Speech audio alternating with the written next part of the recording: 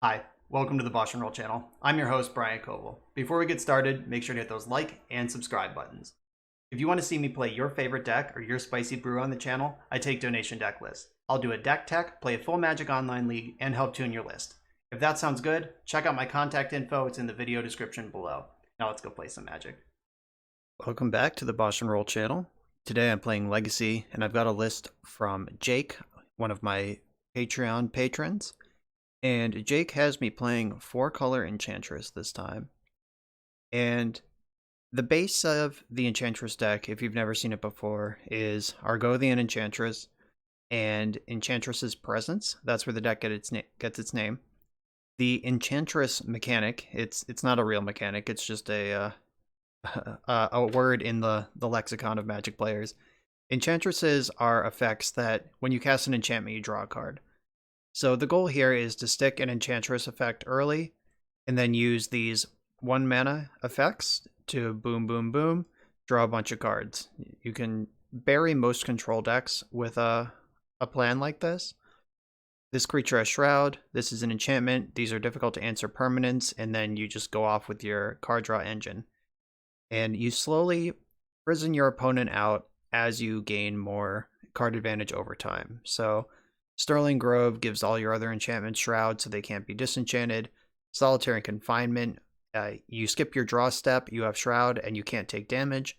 But if you're going off with Enchantresses, you don't need a draw step. So these are the sort of things that this deck is working to. And then it wins the game with Emrakul the Aeon Storm out of the sideboard. You can also win with Words of War. So Words of War is pay 1 the next time you draw a card this turn, deal 2 damage to any target instead. So when you're drawing zillions of cards with Enchantress, you just like pay 4, cast 4 enchantments, deal 8 to your opponent, and do that a couple times and they die. But you can also Living Wish for Emrakul, and you're able to cast that off of Serra's Sanctum. So that's how you actually win the game. And this version has more colors than most. Green-white is the core of the deck. I've seen red splashes for things like Words of War. I've seen black splashes for Doomwake Giant. I've seen blue splashes for Words of Wind. But right now, we have all 4 of the colors except for blue. And I'm just saying right now, based on looking at this list for the first time, I'm a little suspicious of Blood Moon in a deck with this many non-basics. Like, it's going to be pretty hard to cast Emrakul if we have a Blood Moon in play. But that said, Utopia Sprawl, as long as it's enchanting a basic forest, will continue to make off-color mana even post-Blood Moon. Abundant Growth doesn't care what it's attached to, so we do still have access to colors. It's just the volume. And Destiny Spinner can win a game. You can get this with Sterling, any of your enchantment tutoring or any of your creature tutoring. So the Sterling Grove or the Green Sun Zenith both get Destiny Spinner. I guess that's a pretty solid win con as well. So let's see how this works. I'm excited. I haven't played Enchantress on the channel before. Enchantress is a very, very old Legacy deck. This deck was already mostly fully formed when I started playing Legacy in 2009, 2008. So this is an old deck that I don't have a lot of reps with, but I'm very familiar with it as an archetype. So let's check it out, see how I do. I'm on the draw here in round 1. I'm going to keep this. Any hand that makes a turn 2 Enchantress, I think, is a keep.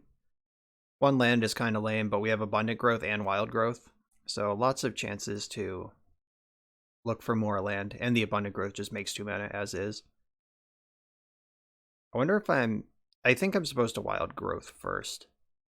Alright, Glimmer Post. This is going to be a good deck to have the main deck Blood Moons against. Let's just hope we can get to them in time. Good luck with that. What do you even name? Oh, Wasteland. Yeah, you just blind name Wasteland. That's what they're doing.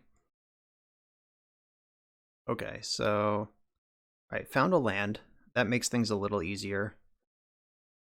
So now I can Wild Growth first. And then next turn I can Argothian Enchantress plus Abundant Growth, draw 2 cards. Or do I Enchantress's Presence? Oh no, that's for the following turn. Definitely want to keep my velocity going. So I'm playing to Blood Moon here, so I do want to keep getting basic forests.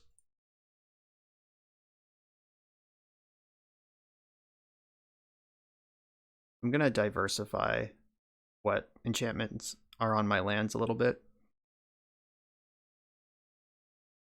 I'm not sure if they're going to be able to destroy lands, but in case they have like Karn the Great Creator or some garbage like that, I don't want them to kill me with it. I do have a Living Wish. Is there anything that helps in this matchup? Not particularly.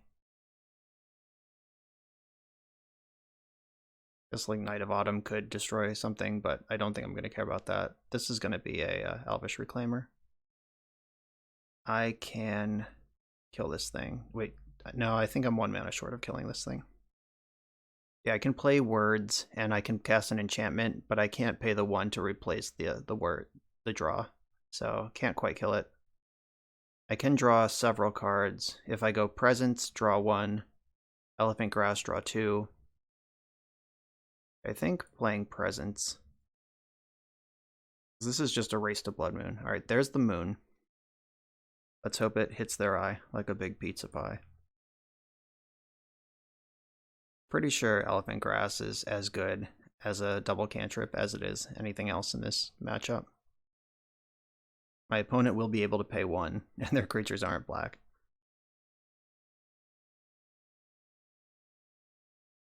So, unfortunately, if I moon next turn, they're going to be able to rotate for another basic, unless they have some reason to rotate main phase for a Cloud Post to tap for more. I guess if they have a 6-drop, that's worth doing. We'll find out together. I really hope they don't have like Thought-Knot Seer, because that would jack me up right now. Right, they are making their move.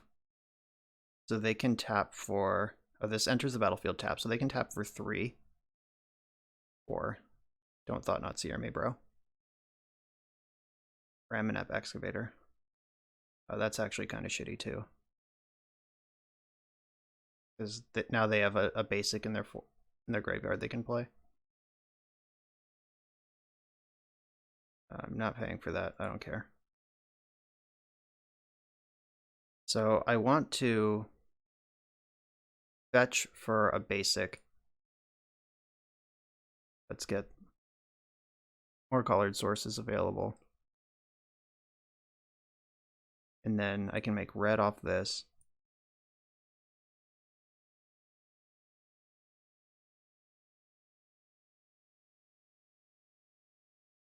So you're mooned.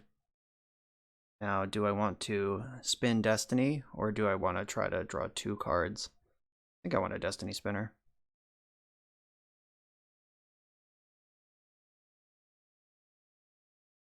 Yeah, I have no reason to draw millions of cards right now, because I'm just going to end up discarding most of them.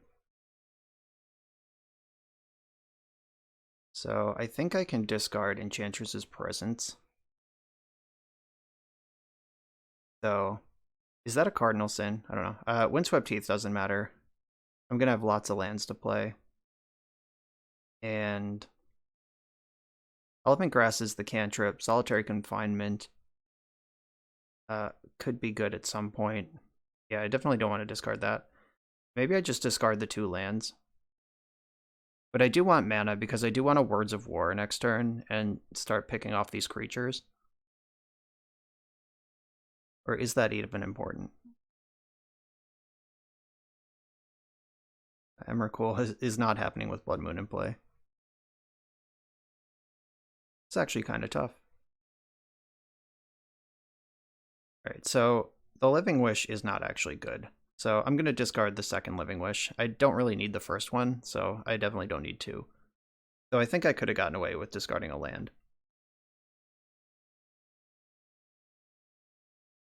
Okay, so Words of War can kill both of these Reclaimers this turn.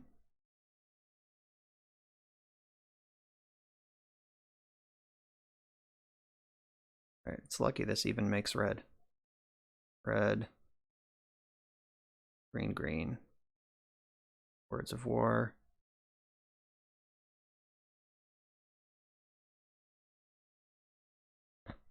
And this will be a pretty quick clock.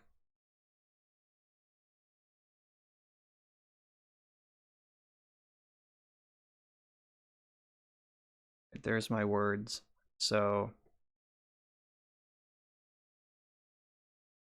I think I want to abundant growth and replace my next 2 draws.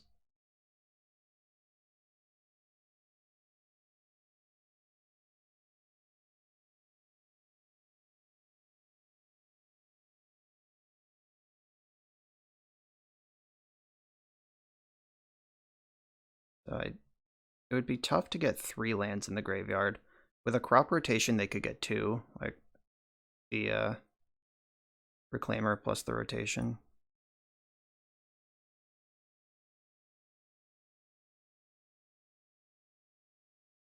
They'll probably get a forest here, because they can replay the Cloud Post from the graveyard anyway. Are they sacked a forest? Or are they going to get post and then try to play off 2 forests? Do they have a Primeval Titan that's going to kill me?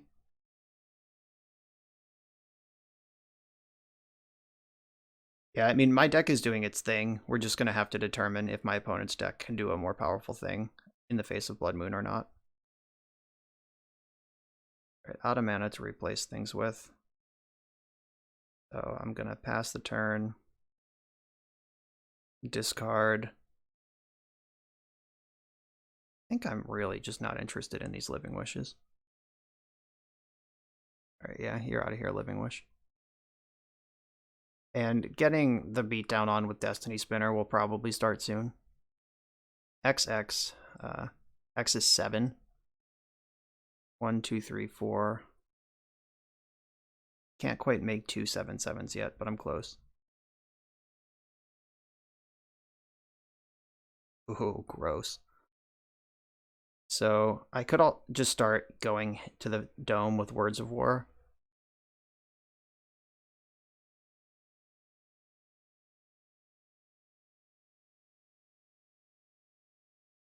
I don't even need this Enchantress. I think that's actually greedy. I think I can get better velocity by... Or this Enchantress is also an enchantment.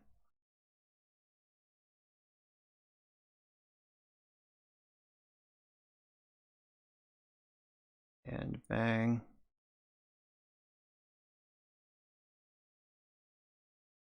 Then where do we go from here?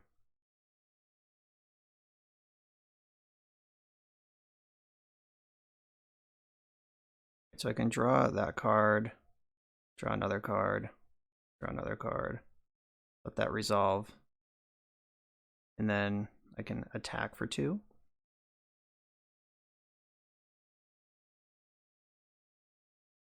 I'm pretty close to lethal next turn. I'm just going to cast a bunch more enchantments right now. Or some more enchantments. I don't know how many more, actually. Probably just 1. So I'll put this here. I'm going to name white.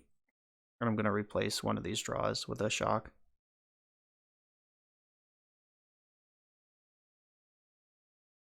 White mana. Alright. There's that.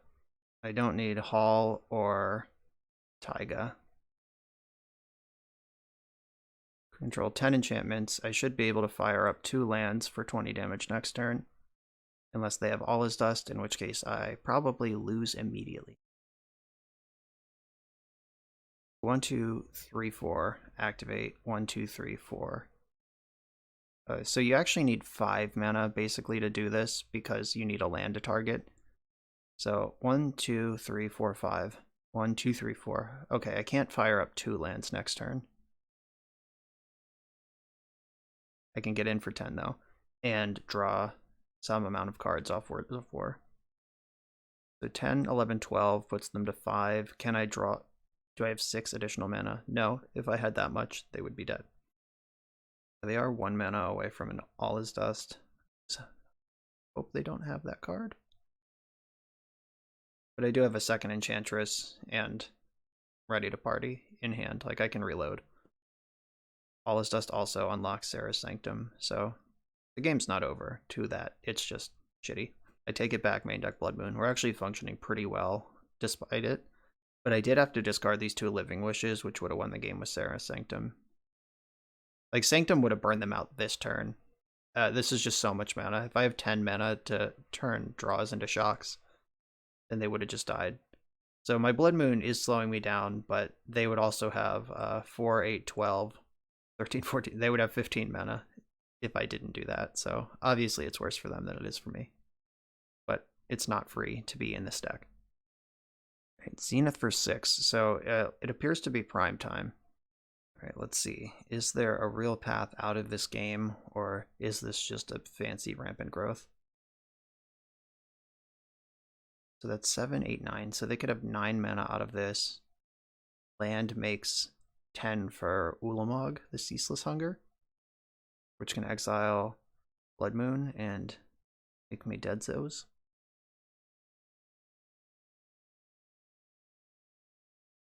Okay, so pretty sure I want to attack for 10. Alright, yeah, that's the easy part. So let's wake up this. 1, 2, 3, 4. Wait. I should cast my enchantments first, thus making my thing bigger. Though, does that matter? If they chump, is there a world where they don't block if I don't do this first? I don't think so. I think they're just going to block the 10-10 regardless. All right, 1, 2, 3, 4.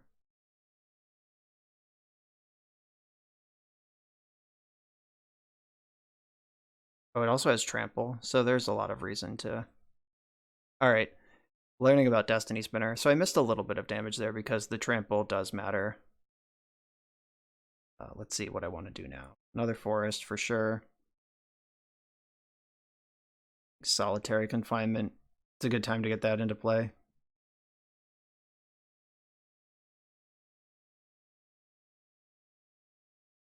So I have 1, 2, 3, 4, 5 mana.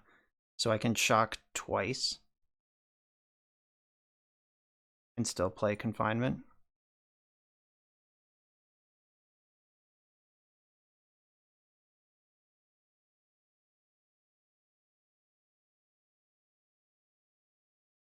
Maybe I just want to draw. No, because I'll have to go to discard anyway, so yeah, I'll shock again.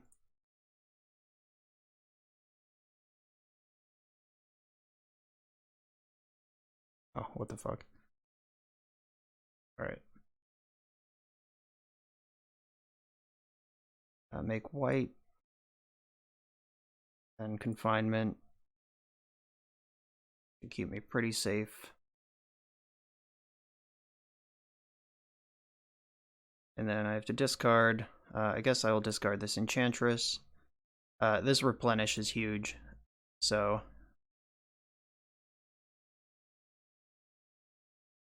let's see, Seal of Fire plus.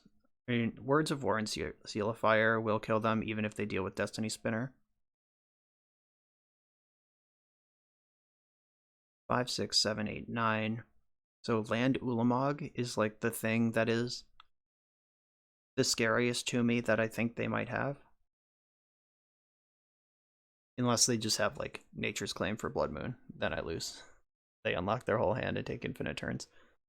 Okay. Blood Moon carried the day. Do I even have a sideboard here? I don't believe that I do. Most of the sideboard is a wish board anyway, so it's not like many of these things are ever going to get boarded in. Like, just moving the wish board over here.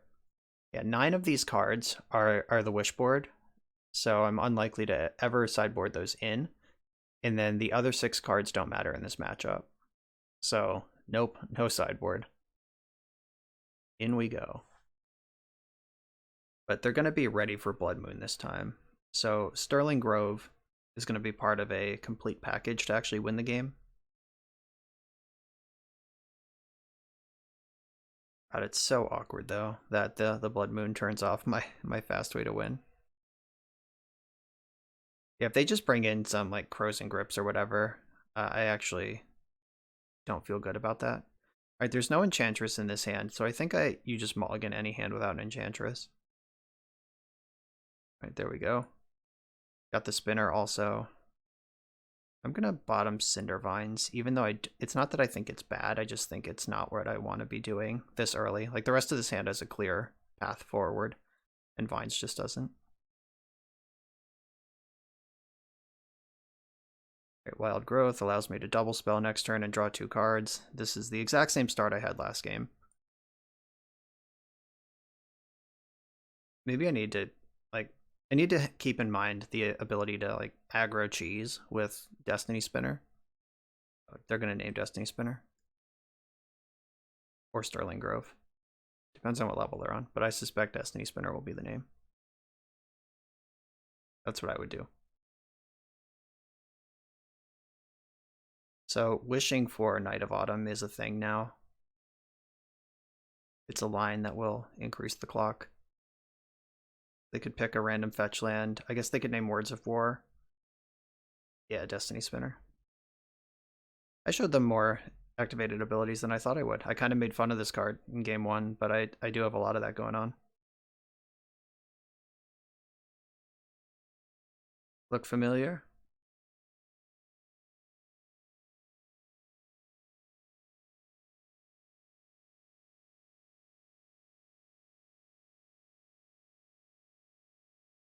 Alright, so I'm ready to draw lots and lots of cards. We just need the Blood Moon before we're dead.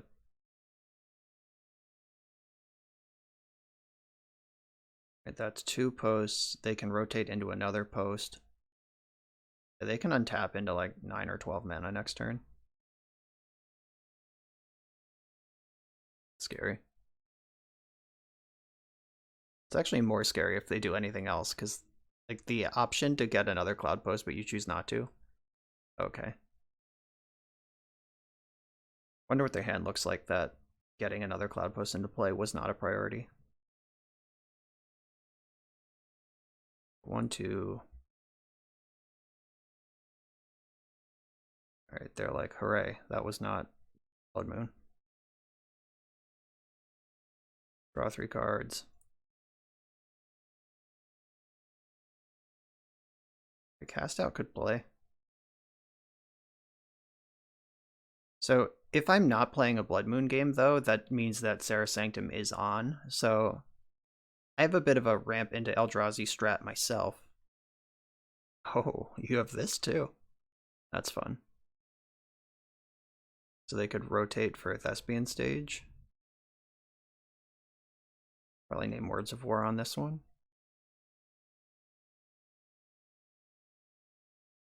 My plan is to just draw so many cards next turn. Hopefully I find a Serra Sanctum and get to go completely nuts. But like this is Ancestral Recall. Words of War, you got it. Dark Depths is not what they wanted to do. Like that does not feed this game plan in any meaningful way. I can cast out a Merit Lage if it comes to that. So they can rotate the depths into another Cloud Post or rotate Cloud Post into a stage depending on which plan they want to be on.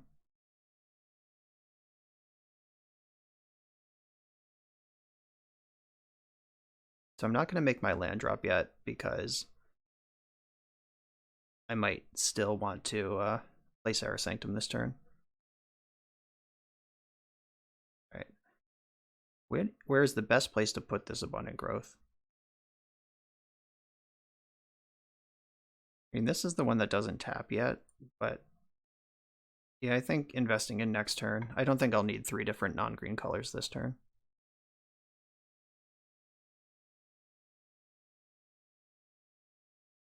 Right, Utopia Sprawl is a different story, though. This has to go onto an untapped land.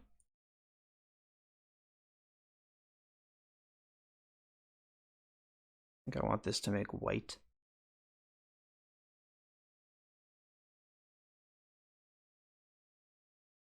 Let's do another one of these. I still have my land drop. was hoping to find the Serra Sanctum, but I didn't. So I can... This taps for 3. I can just play the Solitary Confinement and turtle up. I could play a land and pass holding up Cast Out. It doesn't sound very good, though. I could still find Serra Sanctum this turn. There it is.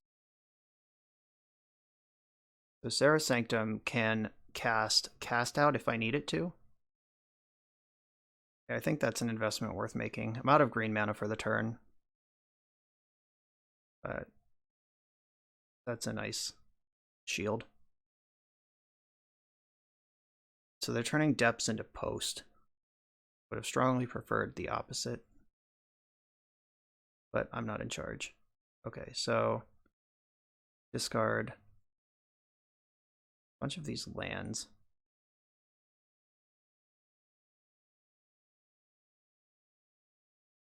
Yeah, just discarding a bunch of lands here because I have Sanctum, which can do a lot of work, and let's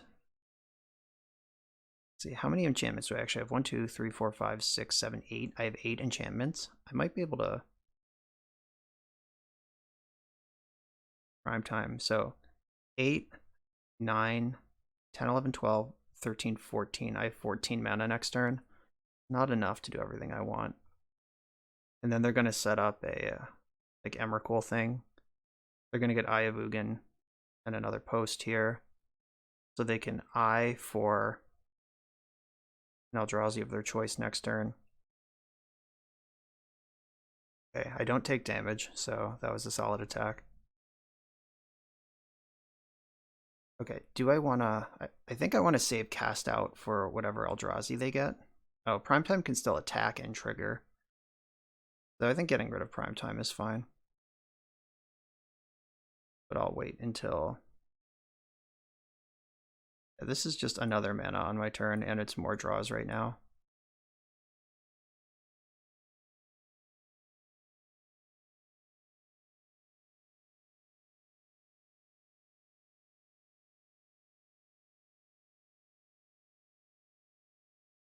Oh, maybe I should have exiled the Pithing Needle and Destiny Spinner. Could I have won the game if I did that? Oh, fast and loose. Deck's hard. Alright, so I don't get a draw step. I have to discard a card. I'm going to discard a forest. How many of those could I possibly need? Then make green green. Utopia Sprawl this one. Alright, interesting. That actually showed up just in time. So I'm going to put white on this. So now I don't have to win this turn because I can moon them out. Like I can go Sterling Grove, Blood Moon, and just see what happens from there. Let's see. So that's currently good for 10 mana. That's not enough. 10, 11, 12, 13, 14, 15. Yeah, I need 17 to do what I want. And none of these are mana positive at this point. So, and I need to leave one of these available to tap for red. So green.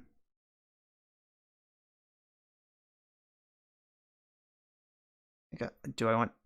No, I think I want Spinner.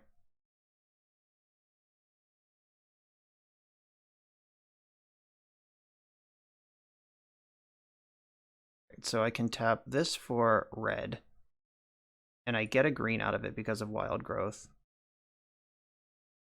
So I want to go Sterling Grove. Now my things have the old Shroud Arena. And I'm going to moon them.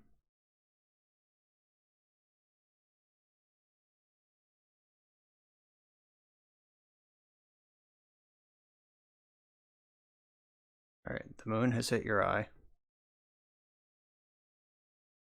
Alright, they're gonna rotate some lands into forests in response. I feel like I probably could have won this game if I exiled this Pithing Needle instead of the Primeval Titan.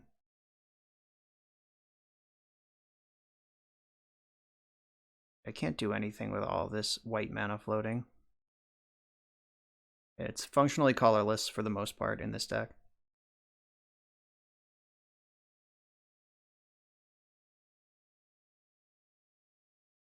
Look at all these nice mountains they have. So I am in all kinds of trouble if the last card in their hand is a card that removes my Blood Moon.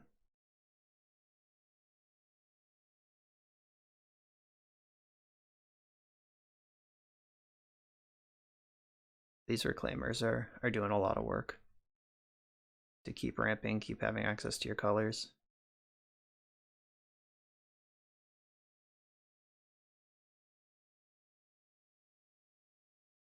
Maybe I should have attacked with Argothian Enchantress to send a message. I don't think I need Enchantress's presence or Enchantress anymore. Alright, so I can Living Wish for Night of Autumn and destroy the Pithing Needle. But that doesn't... 1, 2, 3, 4, 5, 6, 7, 8, 9 mana. Yeah, that's not actually good. Uh-oh, they're gonna have a Night of Autumn here. But I have Shroud. They have to destroy Sterling Grove. No mana floating to protect it. That's fine. It did its job. That was great. That Sterling Grove is a 1-of in this build. Sign me up. Gonna attack again? Nope. Learned your lesson. So I think I want to discard... Is it Presence or Wish? I think it's a Wish. Okay, so Utopia Sprawl has to enchant a forest. This is the one that taps for multiple green. So green, green, white out of this. I can get Utopia Sprawl over here.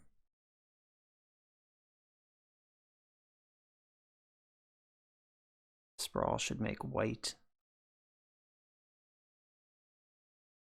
And then I can... Oh, I already had mana floating. I can slow down. I think I should play this second Presence. Let's keep drawing here.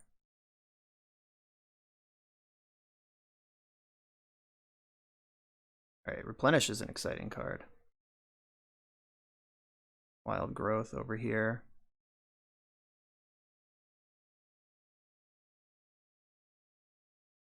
So Doomwake Giant is a banger.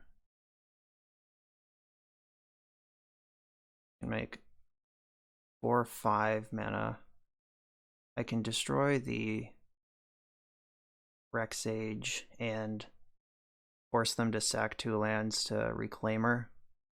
I don't think that's very good though. I'm not quite there on that yet. Abundant Growth is an enchant land, so I can enchant the Sarah Sanctum with this one.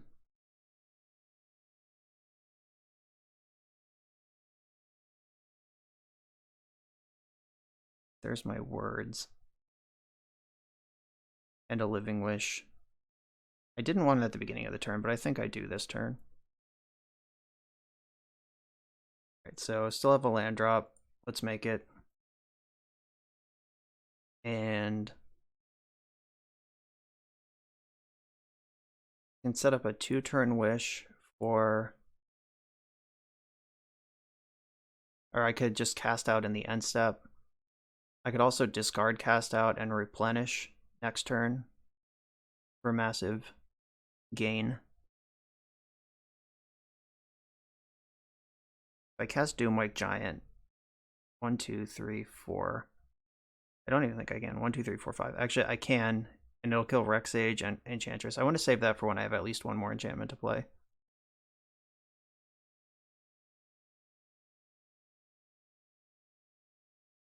Do you ever slow down? Is that correct? Or do I just play Elephant Grass and keep drawing cards?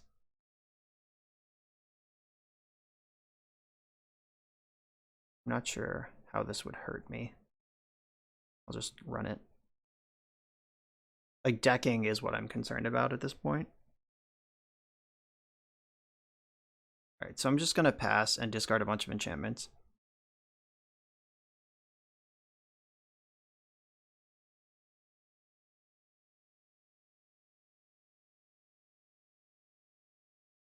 These Reclaimers have been very good.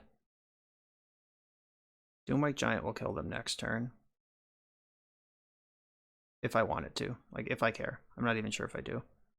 So discard, land, Words of War, Blood Moon, Seal of Fire, Elephant Grass, and land. So Replenish is strong.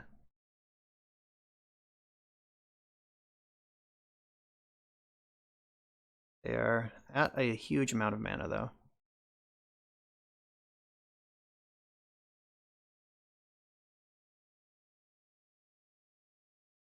So I think I want to just end step cast out on the Pithing Needle.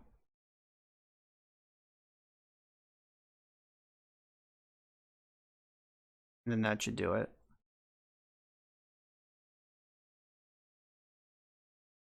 At least I think. I feel like I have a lot of enchantments. I have 18 of them. Should be able to figure this out. Alright, I'm gonna have 17. I don't want to pay for this. I can replenish anyway. So, discard. I think I want to discard Seal of Fire because am I replenishing this turn? So 1, 2, 3, 4, 5, 6, 7, 8, 9, 10, 11, 12 mana. Yeah, that's enough to do basically everything I could ever want. White, or some of these tap for white anyway. None of these kill my own creatures, right? No, alright. So white.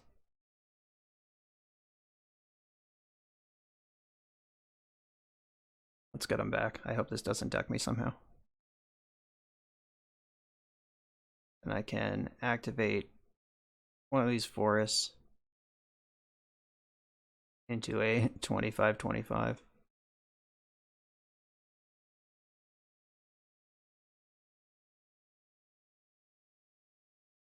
A little awkward on the mana here.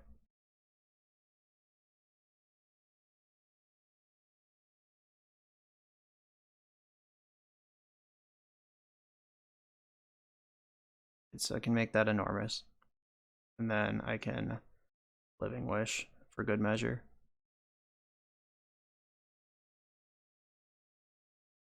I'm gonna grab Knight of Autumn in case I need to interact with them next turn.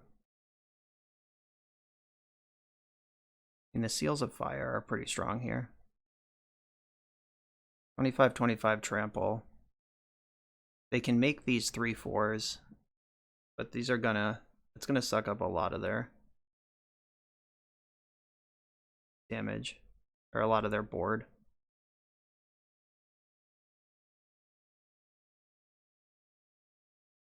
And if they don't do the math right, like if they don't think about the Seals of Fire, they could just die.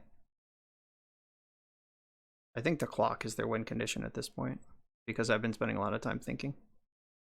So this is going to absorb 8 damage. So they'll take 17. Right, it looks like they failed to consider the Seals of Fire.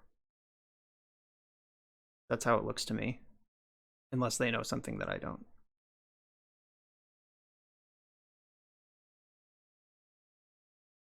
A 1. And a 2. Alright.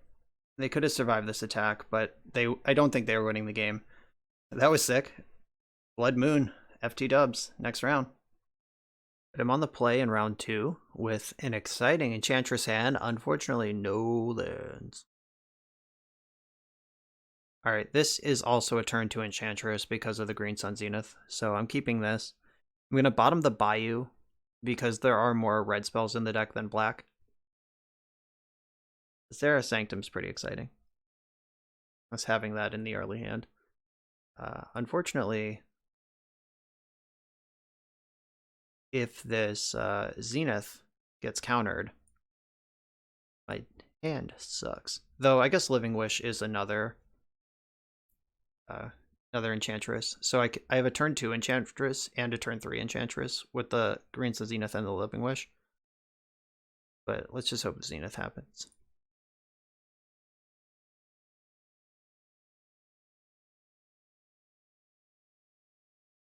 They certainly did leave up blue mana.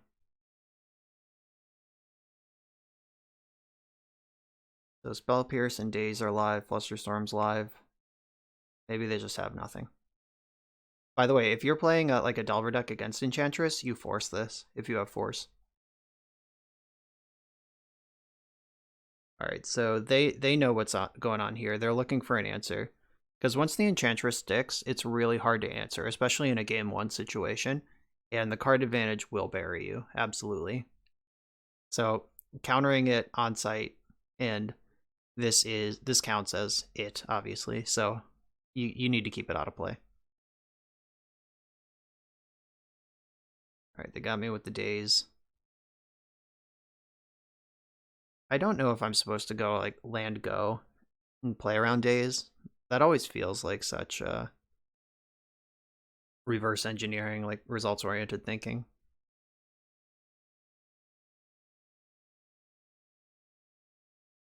So I guess I Living Wish for an Enchantress now.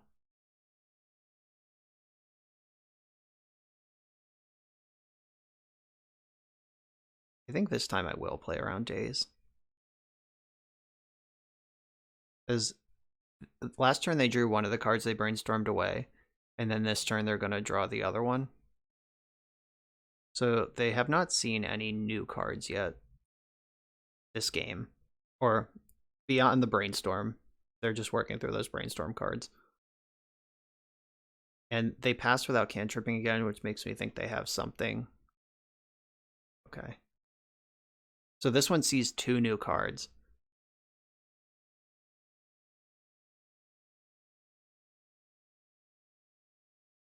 They could also still just be like Show and Tell, but I don't think Show and Tell would have kept... Oh, but they did Daze me, so it's not a one-lander. I don't know if it is a one-lander, but it certainly feels like a Delver deck, not a Show and Tell deck, even though every card they've cast could be in that too. Yeah, they're looking for Force of Will. If they're Grixis and can Thoughtseize me here, that would probably end the game.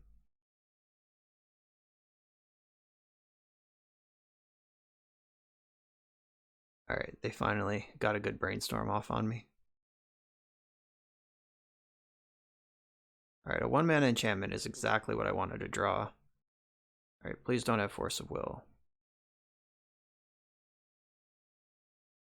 Yeah, alright. Let's do the thing. Seal of Fire answers the first Delver. I guess they could like stifle my draw a card trigger.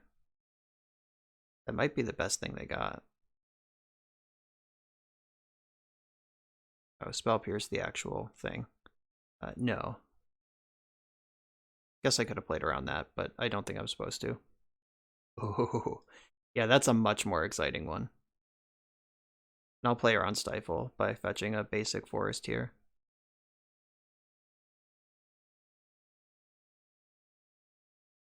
Right, so I get to jam Blood Moon around soft permission. They don't have hard permission, or this Enchantress would not be in play.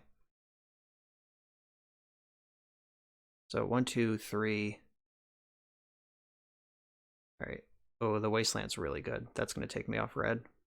Or not. They made the correct call, except that I have Blood Moon. White is definitely the better color in an Enchantress deck.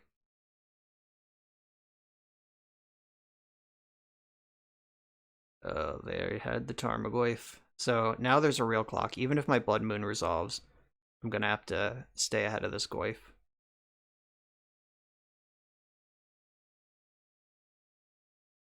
Right, this is free on mana because it actually pays for itself and it taps with Serra Sanctum, so it's actually a huge net of mana. That's going to be white, then white, white, red, Blood Moon. All right, Blood Moon's in. So now I just have to beat this Tarmogoyf. I think wishing for Klothys makes the most sense here.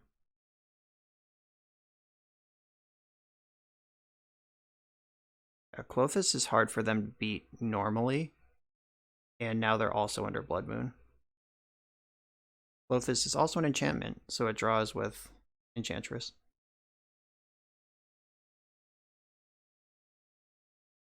And you're a 4/5, and I'm at 19, so I've got some time. All right, so that enchants Forest only. Sprawl.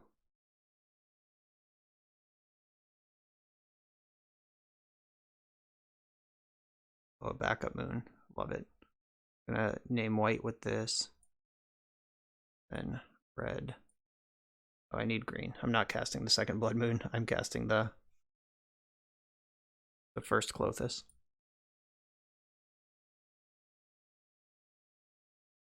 If they found Force of Will now, that's bad. Oh no, they're certainly pausing, like they have something. Nope, they're just doing the math to realize how dead they are. Backup moon.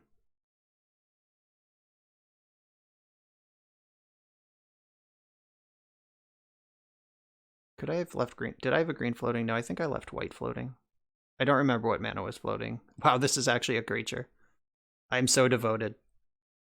Yeah, that was a clean just pounding. They answered my first thing, couldn't answer my second thing. I think I feel good about playing around days. All right, so this is a matchup in which Choke and Blood Moon are pretty identical. Rest in Peace also shuts down Tarmogoyf. So I definitely want the chokes. I will consider the Rest in Peace. What gets cut in this matchup? Cinder Vines is deceptive. Like, if I have them locked out, their cantrips start burning them out is bad for them, but I don't know if that's where I want to be. They might bring in, like, Winter Orb against me, which is actually kind of scary. Elephant Grass has text here. Words of War is great. Blood Moon's great. If I bring in the Rest in Peace, I'll probably cut the Replenish. What are my answers to Tarmogoyf if I don't bring in Rest in Peace? Doomwake Giant. It takes a lot to kill a Tarmogoyf with that. So, alright, I actually am going to cut Cinder Vines. I have these two cast outs for random shit. So, that's one card out, and I think I do want the Rip. And then 2 more cards gotta go. Destiny Spinner doesn't do much. I guess it's like the only real target for Lightning Bolt in my whole deck. Though after board they might have them out. So I cut the Replenish if I'm bringing in the Rest in Peace. And that's a 60 card deck. Just are any of these cards worse than Destiny Spinner? And Hall of Heliod's Generosity is pretty awkward because it gets wrecked by both Rest in Peace and Blood Moon, which are cards in my own deck. Do I want to just turn that into a Serra Sanctum? Or do I want to leave that there for the wish if my Blood Moon plan doesn't go? I can wish for Destiny Spinner, so it's like I didn't even board it out. Alright, yeah, I'm fine with this.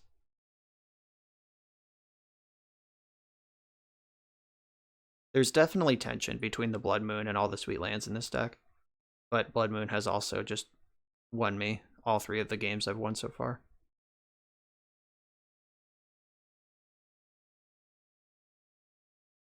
Right, there's no Enchantress here. There's not really a plan here.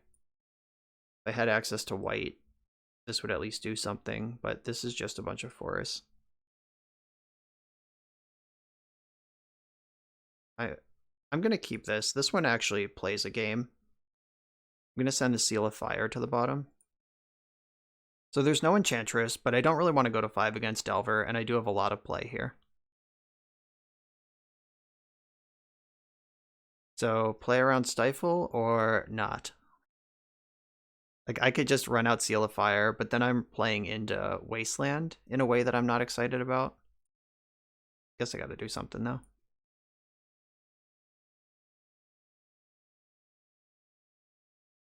And Seal of Fire is pretty nice against future Delvers.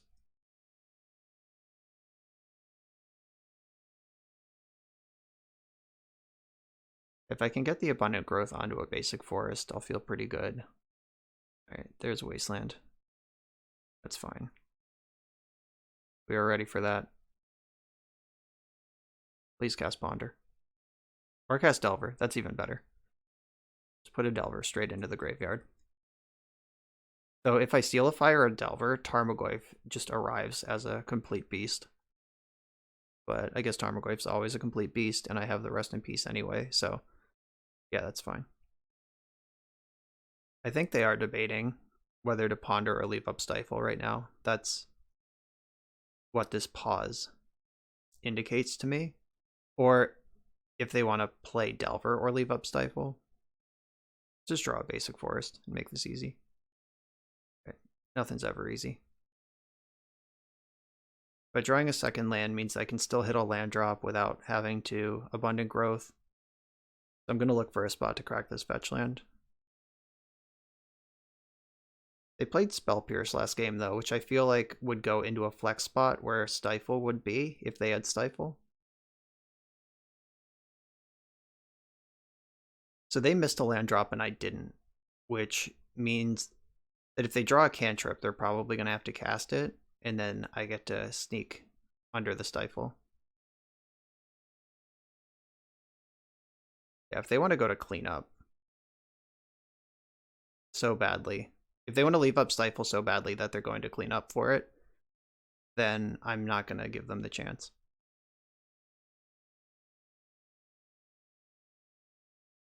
Nice. All right.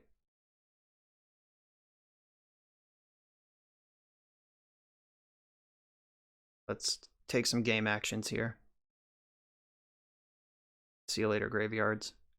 No more Tarmogoyf. I guess they could Stifle the Rip Trigger, and at least Tarmogoyf would have some power and toughness. That's not where they want to be.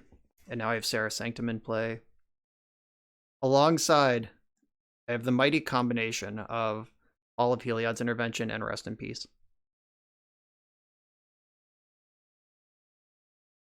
Alright, carry on. Now I have my basic forest online. Drawing a green source would be nice if I can put this Enchantress on the stack and then also Abundant Growth the same turn. All the cards in my hand are green. I guess I could put Abundant Growth on Hall of Heliod. Oh, they're definitely going to waste Sarah Sanctum here. Yeah, so I could Abundant Growth Hall of Heliod. That exposes me to Wasteland. Alright, now I don't have to think about it. So play around Days or not play around Days are my choices here.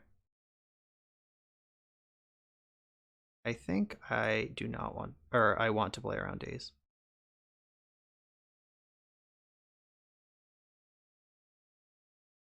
Oh, you can counter Destiny Spinner. You can't counter future enchantments.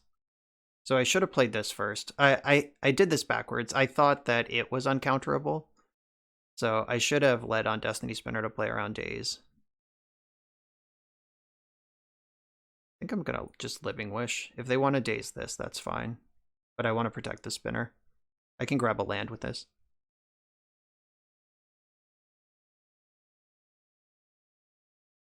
Caracas is in my sideboard. That's a white source that can get the Sterling Grove popping. Getting Clothis doesn't help me here because... Oh, I have a Sanctum in the sideboard. That's even better. Duh.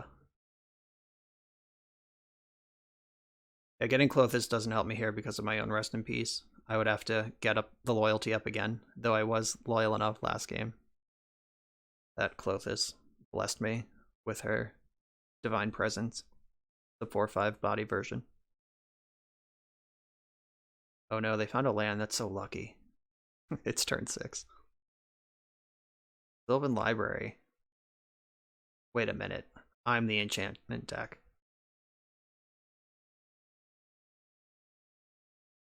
Okay, so Destiny Spinner is going onto the stack first. I've played around Days. If they have Force of Will, they have Force of Will. And then I'll jam Enchantress's Presence. Alright, Force of Will. Pitching Days. Look at that, team.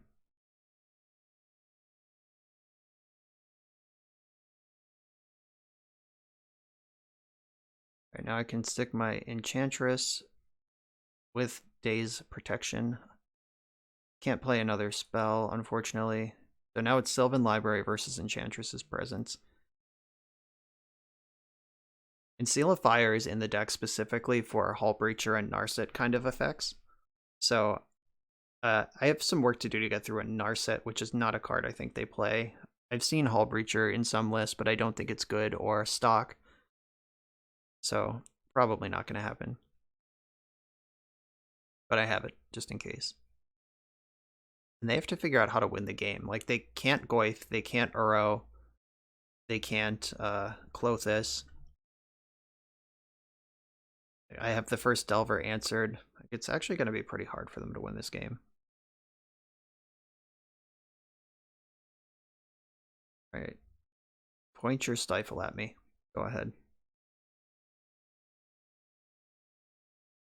At some point, Stifle's going to do something. Like, if they're going to Stifle this Fetch Land instead of the Sterling Grove, I'm pretty comfortable with that. I'll just hang it out there. Give them the chance.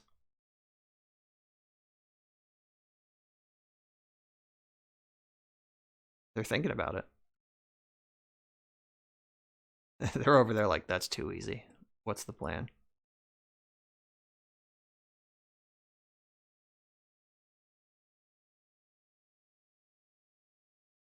So I don't have a Blood Moon in play yet. Oh, there it is. Alright, well, now I'm naming white, for sure. Name white. Make green white. Play Sterling Grove. This Blood Moon's gonna be pretty good. They could have Brazen Borrower for it.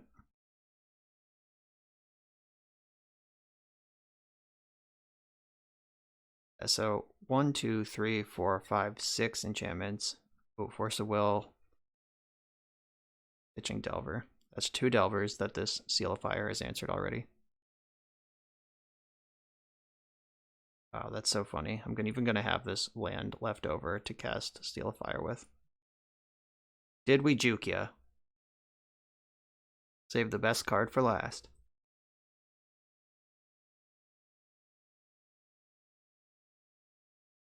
Is this a return to nature? They're just floating the mana.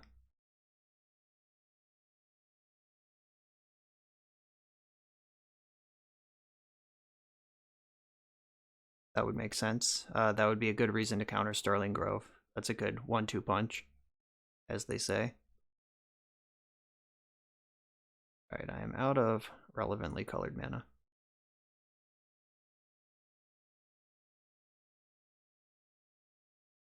I'm impressed at their discipline for saving the Wilt for something like Blood Moon.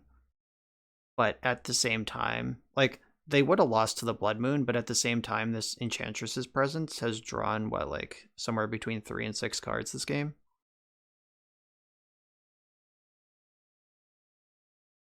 Do they think they can attrition me by picking off the important ones? Though I guess the point of the deck is that they're all important ones. Maybe they think they can deck me because of Rest in Peace.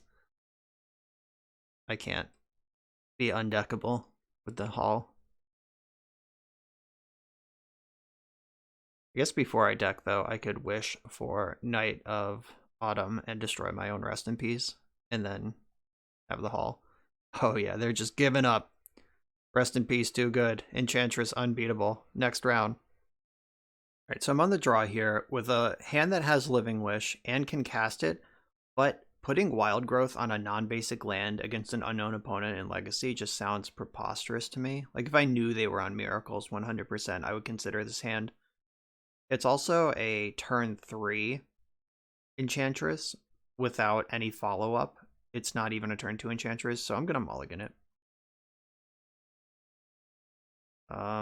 This hand draws 2 cards if I need it. I'm going to keep. This is for science.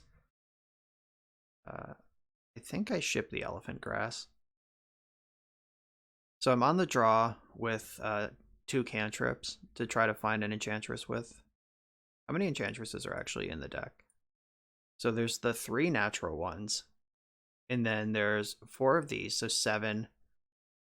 Zenith makes 8. Living Wish makes 11. So there's 11 functional Enchantresses in the deck.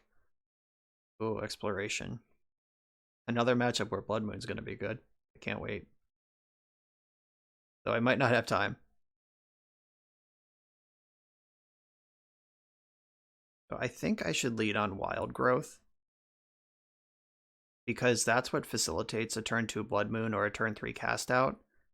And the Wild Growth can cast the 2 Abundant Growths next turn. So let's just hope they don't have the Shotgun Blast of Thespian Stage, other land.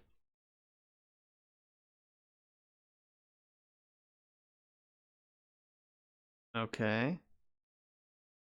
We could still lose to Crop Rotation here.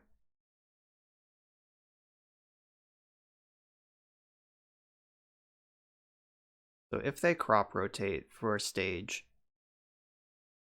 Okay, good. We're not dead this turn.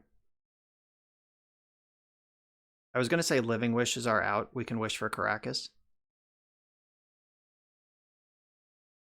Alright, so I'm going to Abundant Growth this land first, because if I hit Sarah Sanctum, that's a huge deal. Hey, that's the thing I said. Alright, so do I want to... Like, what does this do? I did what I wanted to do, but I don't actually think it does anything. Alright, fuck it. Abundant Growth this one also. Alright, so I have a lot of mana available. I have an Answer to Merit Lage available. I'm extremely worried about, like, Ghost Quarter. That is a card that some land decks play. Hope this is not one of them, because holy shit. It's nice that they milled that Abrupt Decay. That's a card that actually has interactive text in this match. Loaming. So I also have a Bajuka Bog I could Living Wish for to stop the loaming. That's the best card that is in my deck. So I think I have to just run out Sarah Sanctum. Make sure I don't die. So I'll play this, and then I have 3-4 mana. I have exactly enough mana to cast Out. Just don't want to lose to a Crop Rotation in the end step. Found Wasteland End Stage. Damn it.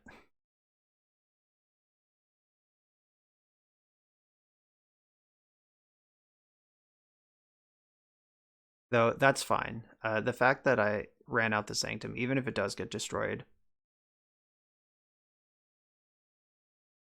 I'll be able to pass with Cast Out up.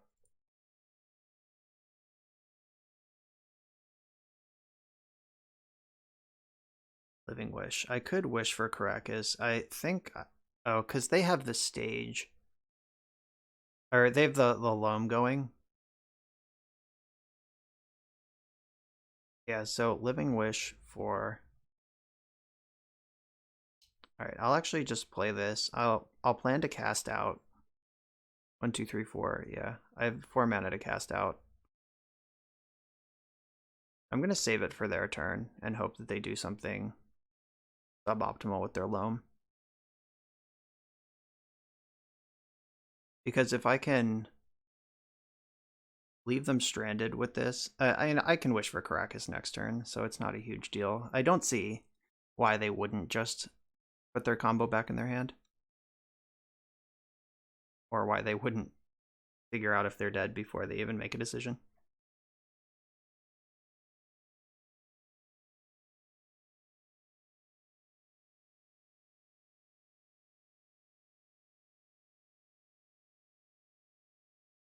Cast this. Style Merit Lage. Hope they don't have Sajiri Step. But I don't think they do. I don't think that's what this deck is up to.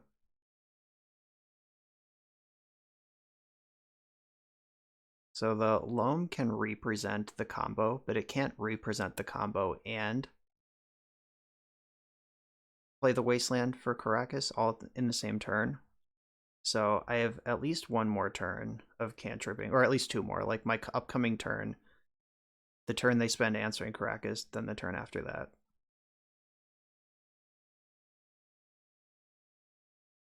Yeah, them being on the play, they're like exactly one turn cycle ahead of where I would have been able to Bajuka Bog their Loam, or like I'm on the back foot here in a way I'm not excited about. So having, they got Stage Depths and, oh, they had a Depths in their hand already? Okay, they didn't even need the other one. Okay, got it.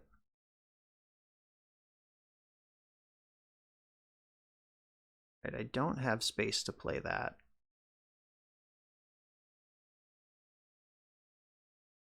This draws me 2 cards.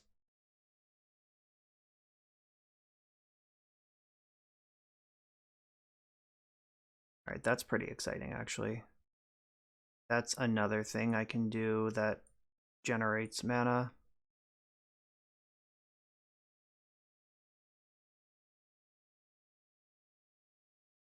Oh, Solitary Confinement is hot.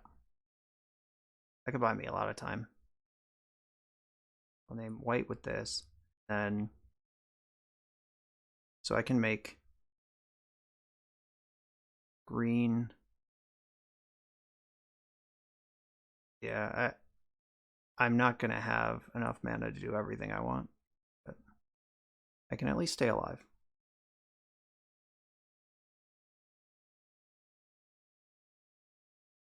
I could get Sarah Sanctum and cast Solitary Confinement and hope they don't have Abrupt Decay. I actually think that's a more winning line than the Caracas that I know they can answer. So Enchantress's Presence.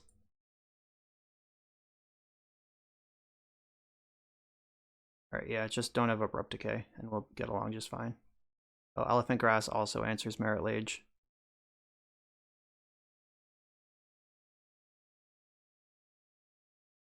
Yeah, I actually like this a lot better than the Caracas.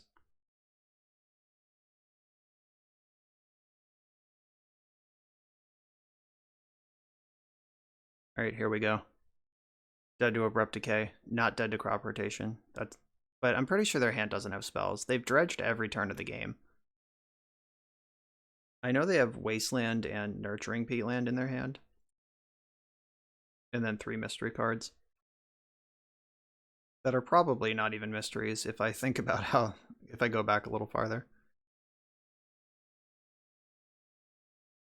They're going to make their monster. Wonder if they just take a natural draw here, try to spike the Abrupt Decay. Or if they have it already.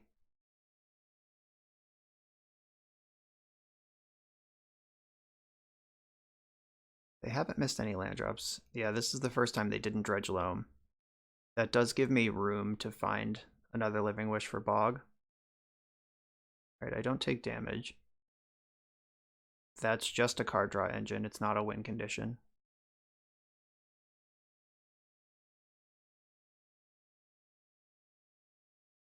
Stage. The Wasteland can pick off Sarah's Sanctum. Pretty reasonable to believe that's going to happen. Finding a Blood Moon is going to be completely insane. Fox Diamond doesn't matter.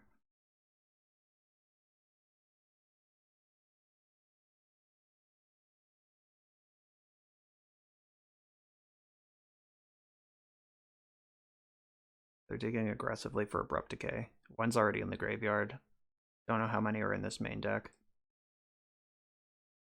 If I can get to my next turn and stick a couple Elephant Grasses, it's not going to matter. Like, this is the turn that they have to remove Confinement. Second Exploration's bonkers. This Loam's been really good for them. Obviously, they're a Loam deck. So I'm going to discard a Taiga. No, Taiga... Yeah, probably. They have Wasteland active. Wasteland Loam active. So, yeah, discarding Taiga seems fine. I have other red sources.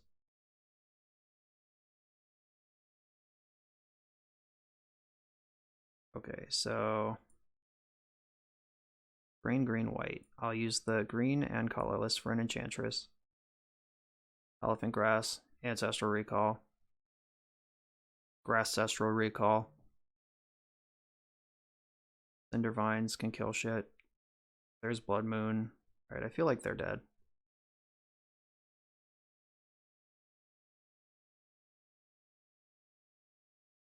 So I can sneak in a Utopia Sprawl on one of these.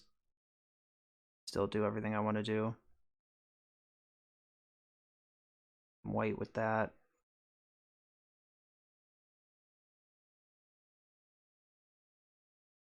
Bang.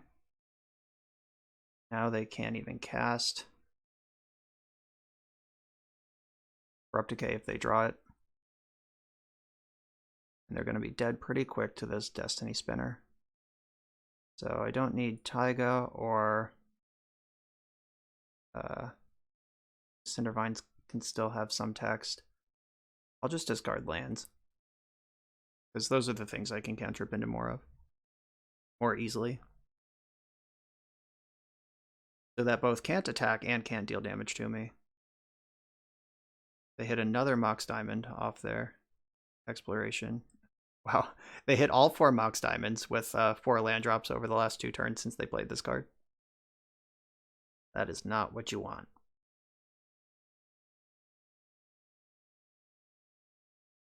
So I am not going to pay for Elephant Grass. I have another one, and I think I'm going to want all my mana. I can discard the second Solitary Confinement. So I think I want to lead on Sterling Grove.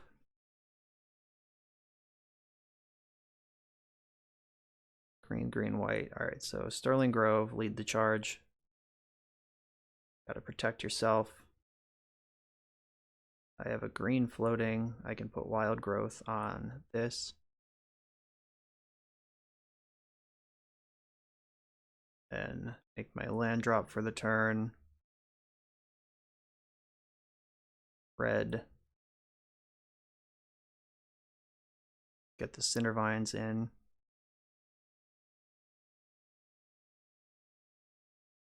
Wild Growth.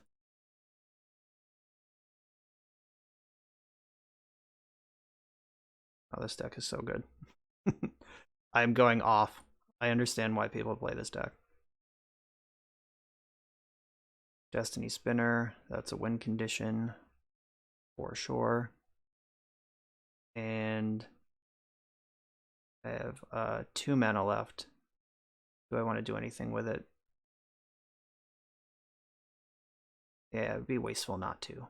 So I'll put Utopia Sprawl over here. Name white. And I guess I pass the turn.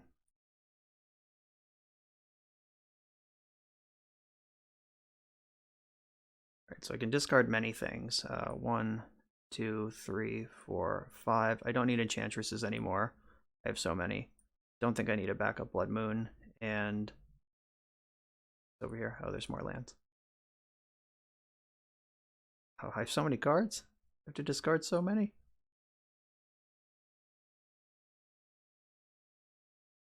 Yeah, I think they are dead next turn to this card.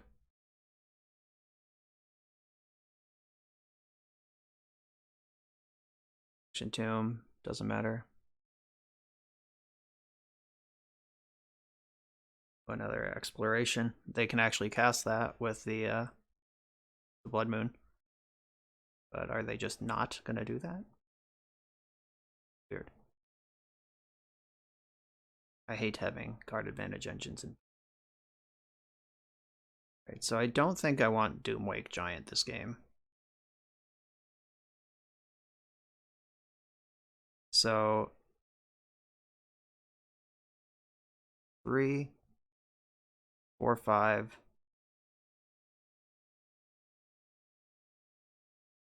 6, 7, 8. Light you up. And light you up. I'm not sure I chose my lands correctly here, but I also don't think that it matters. I think I have Xaxes.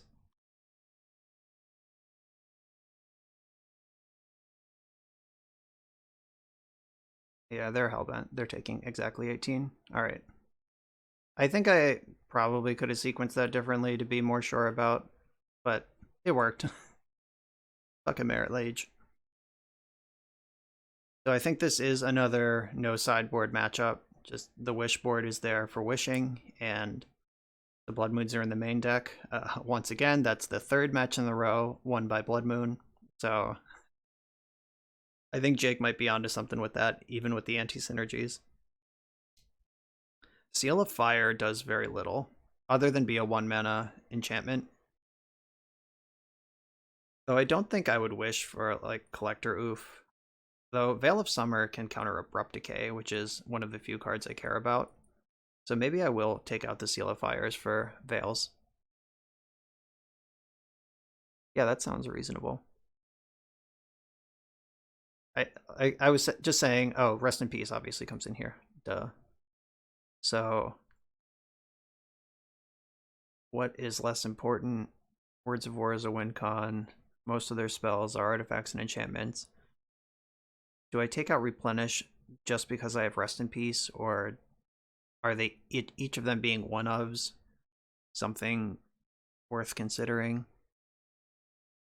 Doomwake Giant doesn't do anything. All right, I'll cut Doomwake. And then there's a little anti-synergy here, but I think it's okay. And the rest of the deck looks pretty good.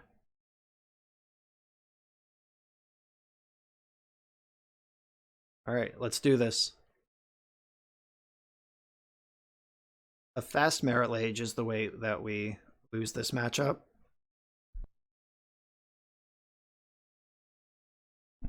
So this is pretty interesting. I'm going to keep it.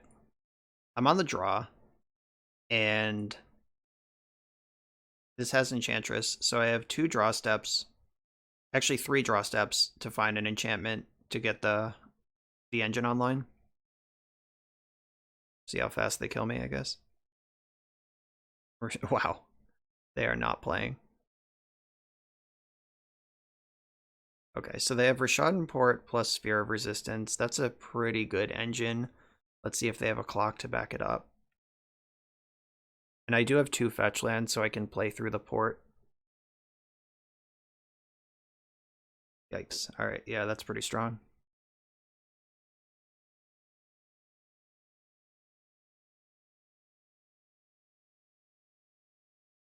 So I don't think I want to crack. I want to save the Sprawl to trigger Enchantress with. If they really don't want me to cast Enchantress, they can Wasteland one of my fetches and just lose their Wasteland to guarantee that port works. Oh, Blast Zone is an Enchantress. Yeah, this hand's really good.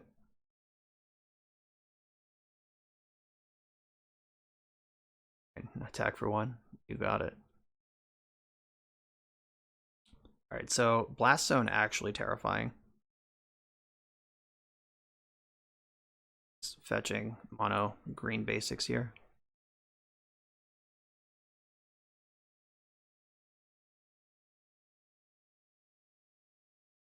Yeah, this weirdo fucking hand I kept, it actually turns out to be like fine against them because they're on this aggressive mana denial strategy. If they blast zone my Enchantress, they lose their sphere too, so that's worth noting. Crop rotation, they do have a green source, but they only have half of any given combo, so. And if they crop rotate, then they can't charge blast zone. Oh, yes, yeah, they can. That still works, never mind. Yeah, they don't need 2 wastelands. They don't even need 1, so they can get something else here. And casting the crop rotation triggers the exploration again. So do you get basic forest?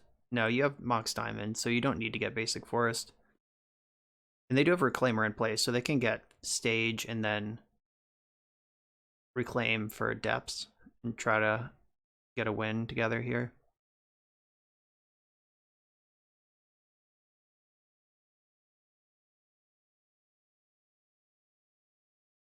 Yeah, so they're gonna get me in 2 turns, it seems. Yeah, I actually prefer the upkeep port instead of responding to Sprawl with port, but obviously they don't know I have that, so they wouldn't make that play.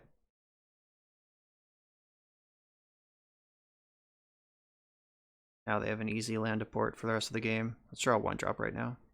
Shit.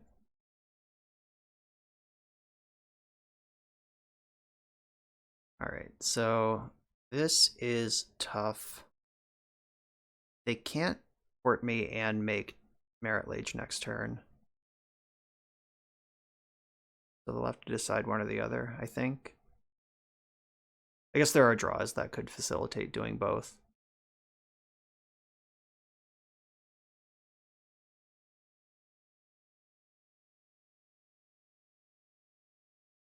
Yeah, I was 1 mana short of playing Presence. Yeah, Mox Diamond is not good here.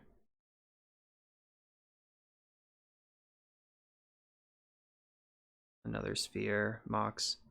Alright, so those don't matter. The port matters a lot. So I need to draw...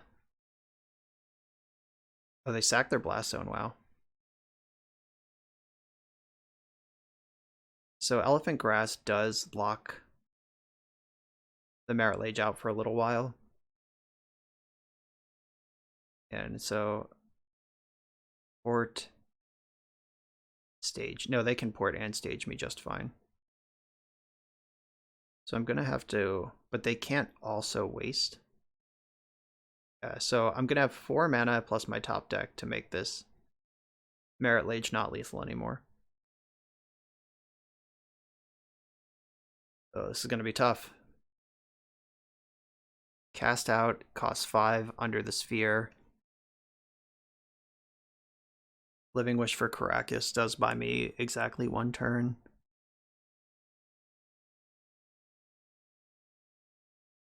It'll buy me more if they aggressively wasteland my Bayou. See, they can't waste port, and yeah, they're trying to figure out what the correct combination of things to do here is. Because they can do many things.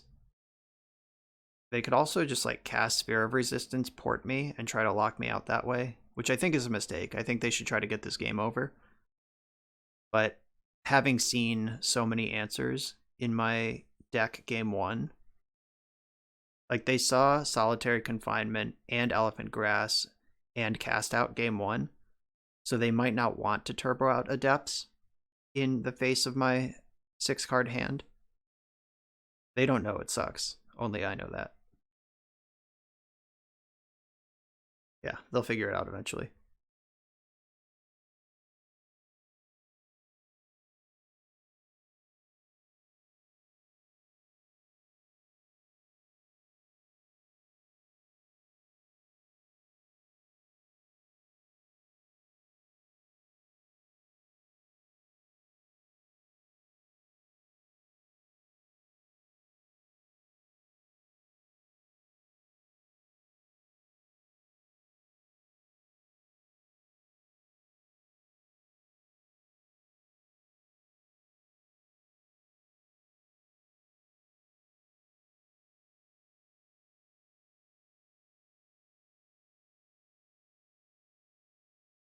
Okay, so they're getting their beats in with their 3-4.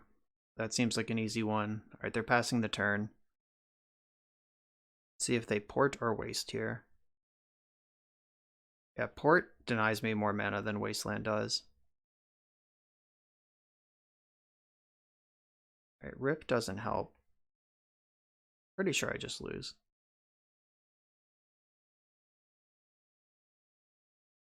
Yeah, there's nothing I can cantrip into under the sphere that would save me. And they didn't waste me, so yeah, I'm just dead. Okay. That was a strong hand from them. They kind of looked like a Delver deck that game, where they just had like jumped underneath with a perfect amount of disruption, then came over the top quickly with a fast kill. I respect that. So I think that Seal of Fire should come in over Replenish. Like the Reclaimer was a big part of that game. I like the Cindervines. I think Knight of Autumn is better in the sideboard. Though maybe that's not true. No, because I have Green Sun Zenith as well. So Knight and Cindervines give me 2 live draws for being a disenchant. Versus Living Wish is a 7 mana disenchant under Sphere, which is the card I want to remove with Knight of Autumn, so that's a little wonky. Do I want the Veils? Yeah, they also showed me Blast Zone that game, so that's a very strong removal spell that doesn't care about Veil. Alright, I think I'm gonna do this.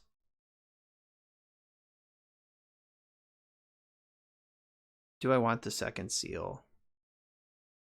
Like, do I think that their Reclaimers or their Abrupt Decays will be a bigger part of this game? And Seal only answers an early Reclaimer, and it dies off quick. Alright, I'll split the difference, 1 of each. In we go.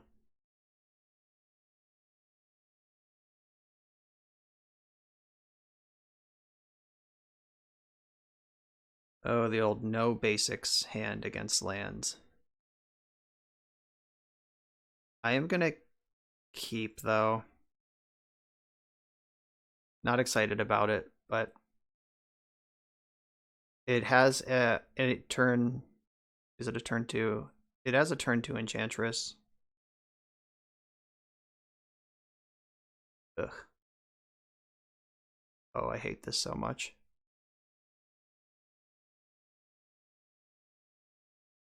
Alright, I'm kind of going all in here.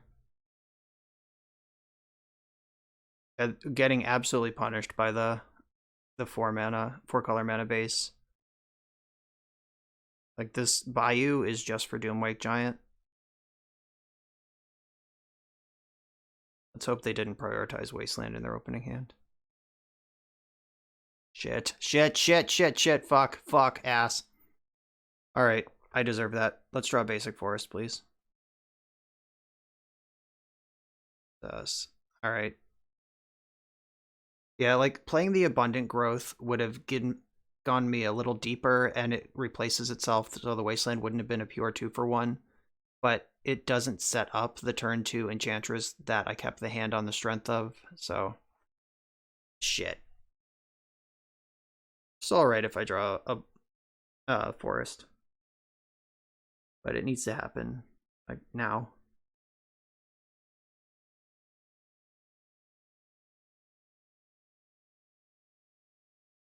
They didn't have a Mox Diamond, so they didn't exactly come out blazing, but this is definitely a hand that loses straight up to Loam for Wasteland.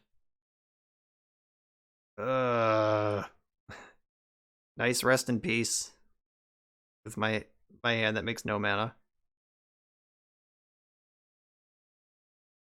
Yeah, so maybe that's a mulligan. Maybe you're supposed to play the numbers that they don't have Wasteland. I don't know. Oh, I was just saying they don't have that, and now they do. So now they can cast Loam and waste me this turn. Jesus.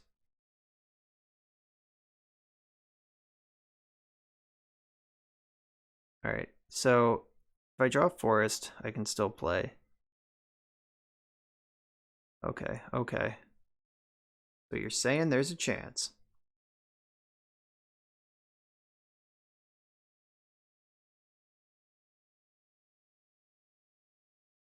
So now if I draw a land, I can rest in peace, which is a huge deal here because they are just slowly loaming. But if I miss on my draw, if it's not the land, I just do nothing for the turn. Oh, they didn't waste. Oh, they must have exploration. Nothing else makes sense here. Yeah, you obviously wasteland. Where did that exploration come from? They haven't taken a draw step. Land. Oh, sweet relief. Okay. Okay. There's no room to get this Enchantress into play. I need to rest in peace right now. And that the Wasteland and the Loam went with it. So I gotta hope their hand isn't great. I can wish for Caracas if they can assemble Dark Depths right now.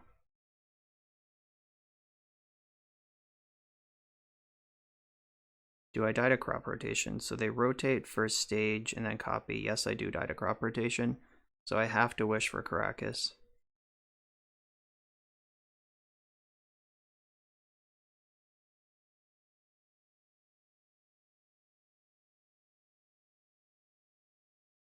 Alright, just checking boxes here.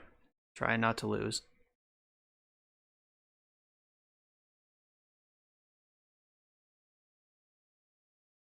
My hand's ready to unload. I just need a little bit of breathing room to do it.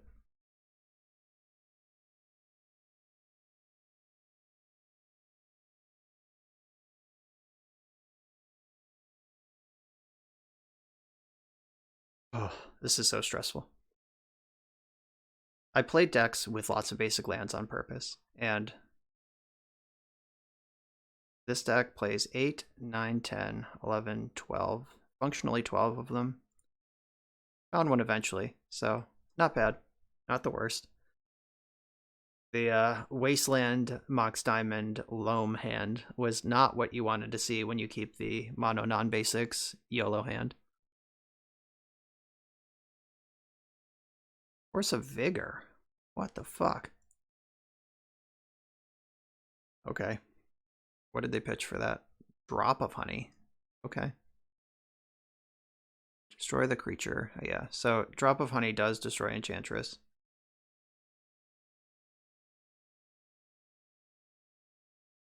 I'm gonna play Enchantress this turn and just leave Caracas up.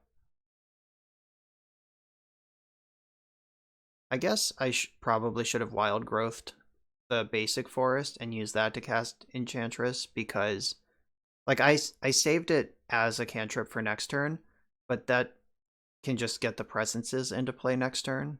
Like, now I have to play a turn behind on the presences unless I draw land.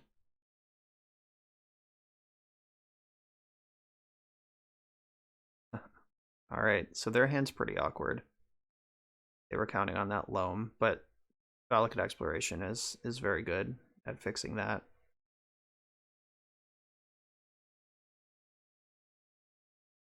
So the way that they tapped here, I don't have to worry about Merit Lage this turn, and I can kind of lean into going deep. If I draw a land, I can Presence before I Wild Growth and really get the engine online. Yikes.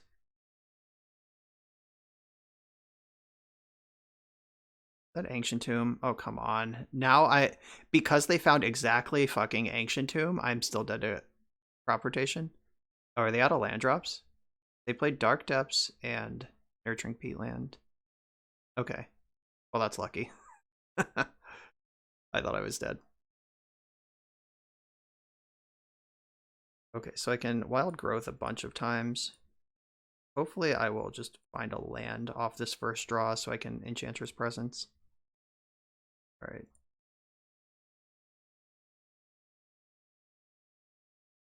I'll just Enchantress Presence. Still looking for a land. Still didn't find it. Alright. Now, with double exploration plus Valakut exploration, they can shred through their deck pretty aggressively. They have another Force of Vigor. What is this pause in my end step right now?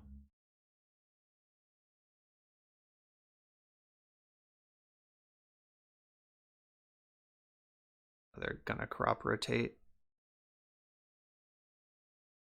For what? Wasteland. Okay. And they have another drop of honey. They were built for the Enchantress matchup, and I'm mad about it. All right, so they found a wasteland, so they probably want to remove Caracas and then work around their Dark Depths back into play. Oh, they have one already. Rashad and Port. They've played one land. They have two more. Port hit. Are you kidding? Hit Thespian Stage. So they crop rotated into Wasteland, and they played Dark Depths, which found Thespian Stage. And so now they have navigated into a winning board state. And they can also kill my Enchantress for good measure. So I need to draw Elephant Grass this turn. Or a Solitary Confinement.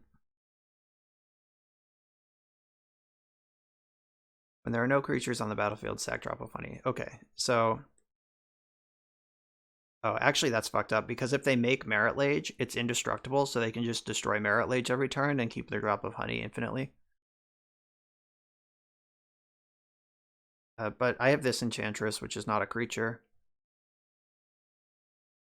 And they can afford to port me. Yeah, I don't know what I can even do here. I have to just literally draw. Wow, they didn't port me? That's loose, but I'll take it.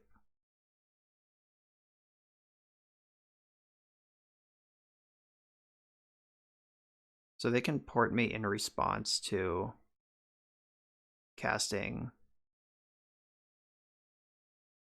Wild Growth. They still just have to do it. I found Solitary Confinement and Blood Moon, and they still haven't ported me. I can't cast Blood Moon. I can cast Confinement. And their hand's been perfect so far, so they probably just have Abrupt Decay over there. Alright, they figured out that they have Rashad and Port in play.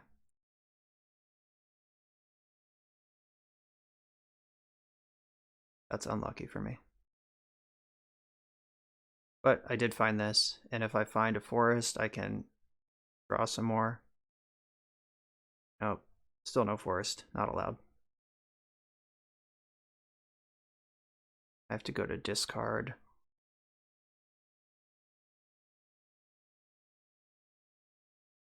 I think that, oh, I might just, they can waste one of these, port the other, and I might just get stuck under my own confinement. Yeah, if they can control my mana enough, that's definitely a thing.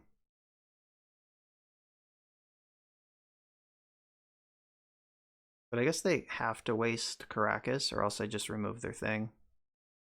Seal of Fire or Words of War. They're both bad. Alright, Words of War cost more. Drop of Honey kills my Enchantress.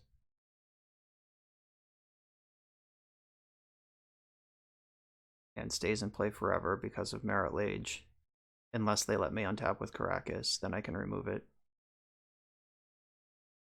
But yeah, if they waste my Savannah and port my Forest, I actually have to let Solitary Confinement go.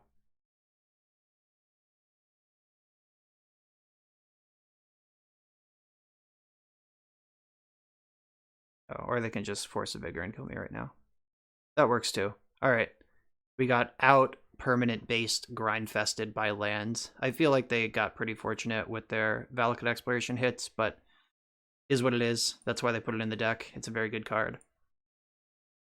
Also, that was the game where I kept the hand that died to Wasteland, and then I died to Wasteland, so maybe I'm just supposed to mulligan and, you know, respect that their deck has Wasteland in it. I don't know. Yeah. Enchantress experts tell me if you keep a hand that has the Enchantress and a good plan, or if you play around Wasteland. On to the next round. All right, I'm on the draw, and I kept this turn 2 Enchantress, turn 3 Enchantress hand against an opponent who mulled to 4.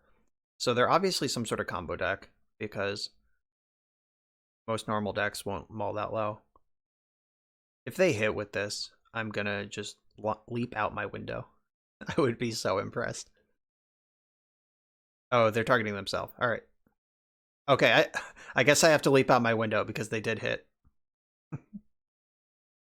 So they can Dredge Thug, which puts 5 cards in their graveyard, and then what?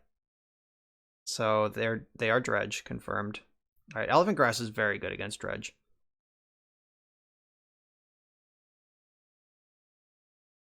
And I can get my non-basics with basically impunity here.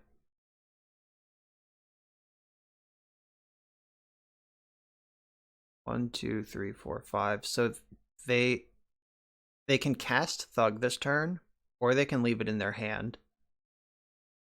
And they can Dredge Imp next turn and then activate Cephalid Coliseum, so I'm probably dead.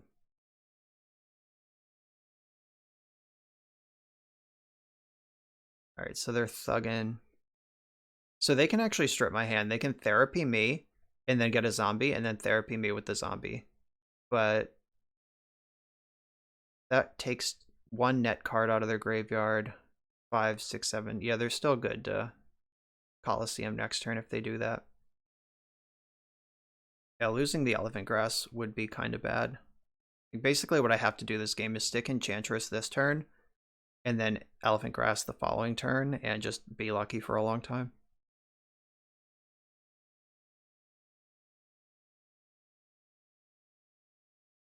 They are targeting me. That makes sense, because they have no cards in their hand. What target creature card? Oh, okay, that's not optional. So Thug bounces itself. I don't think they're gonna name a card in my hand. God, Dredge 5 is so many. 6, 7. Yeah, even if they do flashback the therapy and remove the 2 cards plus the Thug targeting itself, Dredging Imp still turns on Threshold for Cephalid Coliseum. Brainstorm. Not even close to a card that I play. This is where so they can strip the Elephant Grass, or the, I guess Living Wish for Bajuka Bog is something they need to respect. So I guess I do kind of have 3 scary cards in my hand. With Enchantress, Grass, and Wish. Let's see if they're in a hurry to actually deal with any of them, because they get to dump most of their deck into play next turn. Alright, so they're making a move.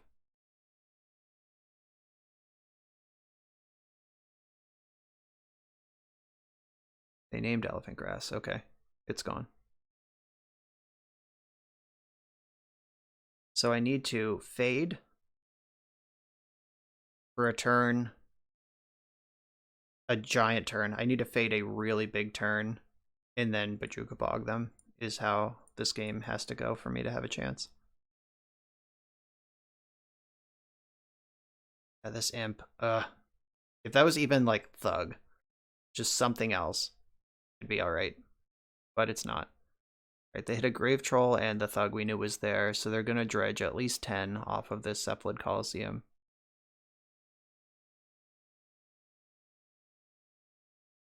Right, no therapy or no creature. No therapy, no creature. Yeah, they need a creature and a therapy to really mess me up. Okay, they found a therapy, but they don't have a creature. Okay, I actually think that I have navigated this. Nice. Okay. Should have taken Living Wish, apparently.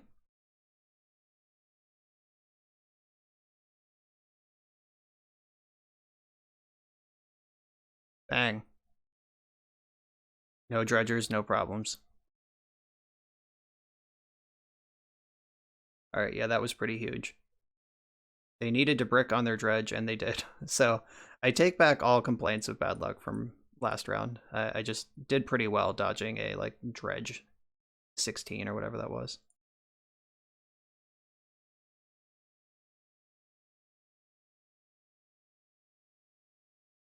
Yeah, this unless their hand is breakthrough, I don't know what they could do. Yeah, they're just packing it up. Bajuka Bog. Alright, rest in peace coming in. Lothus is not something I want. Like, controlling their graveyard is good, but that doesn't do anything. Doomwake Giant can actually get control of a board full of zombies, so I like that. I don't think they'll have a single target for Cindervines ever. Seal of Fire can kill... Or nope, this has Shroud, not Hexproof. It's an old card. I was about to say Seal of Fire can kill my own creature, but that's not even real. So I think Seal of Fire is probably worse than Veil of Summer, just for the discard protection. And the rest of these cards don't matter. Right, yeah, that looks good to me. You know, I don't love Blood Moon in this matchup, but I don't think I have a better card to bring in. Spake of the Devil. Here's another mono green hand with no green mana. I'll ship that. Okay, I mean, Solitary Confinement is something to dig towards. That is a real plan against Dredge. So I'm going to keep this and put Destiny Spinner on the bottom. Then I have Abundant Growth into Sarah's Sanctum. Nope, not quite. Sarah's Sanctum is a turn 3 play. Yeah, I think that Destiny Spinner is still the bottom, though. See you later, Spinner. Yeah, I can only have 2 enchantments in play when I go for the growth. Right, they're on 4 again. I like when they go to 4. That's nice. I don't think I could have beaten their last game. Actually, their 4-card hand was completely bonkers. Like, I think that their game plan would not have been much different if it was a 7-card hand. So I guess that gives them more chance to have Lion's Eye Diamond. Like, if their hand had a Lion's Eye Diamond in it last game, I would have lost. Like, they would have Ox Vagonis their whole deck into play.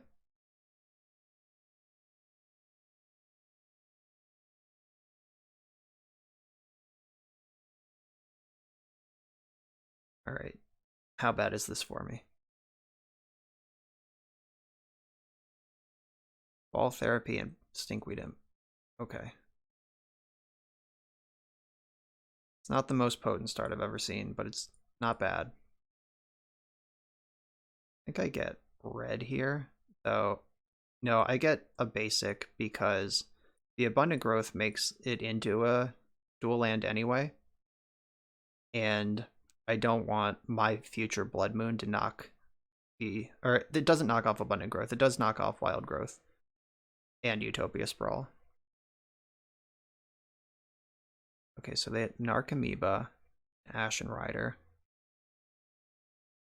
Is that a Grave Troll under there? Yeah, of course it is. Okay. So they did hit another Dredger. So if they have Breakthrough or something, they can, in fact, keep going.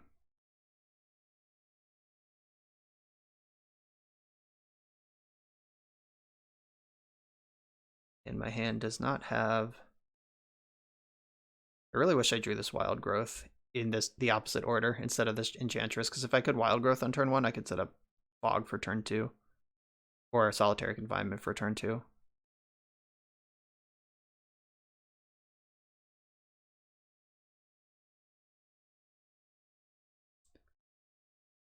Please just cast Narcomoeba. It's going to be Breakthrough, but I'm allowed to hope for Narcomoeba. Splat. Grave Troll, Grave Troll. There's an Imp. There's a Narcomoeba. Right, how'd they do?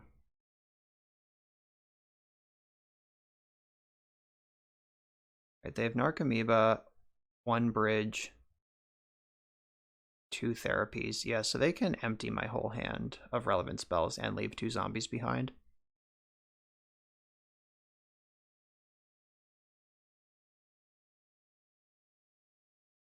Okay, so what do you name in the blind? Do you name Elephant Grass, Rest in Peace? I mean, my Living Wish is right here, and they named Living Wish. That was lucky. Just happened to have the card in hand they lost to last game. In the second therapy, you can take the Solitary Confinement.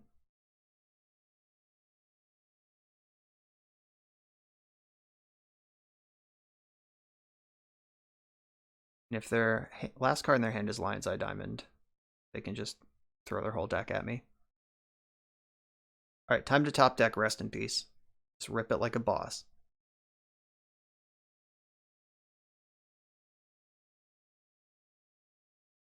Yeah, that lined up really well. Exactly 2 creatures for exactly 2 Cabal therapies. I guess the bridge creates a second creature, so they didn't even need the Narcomoeba. They just got to keep 2 zombies in play instead of 0. Because it worked out this way. Whatever.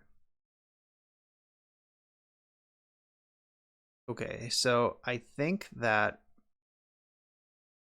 putting Enchantress into play has the highest upside.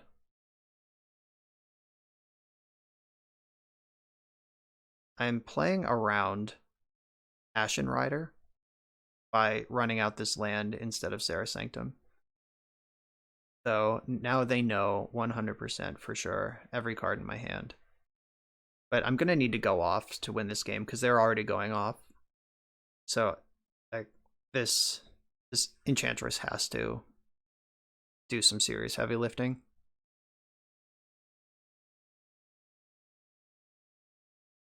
There's another bridge now. Still no way to Ashen Rider. Oh, there's a therapy also. I have 2 different spells though. But I guess it's basically free because the Ichorids are going to die anyway. Oh, no, Dread Return's right there. I take it all back. They do, in fact, have all of the things that they could want to do, except for Ox of Agonis, which I will gladly accept that they don't have.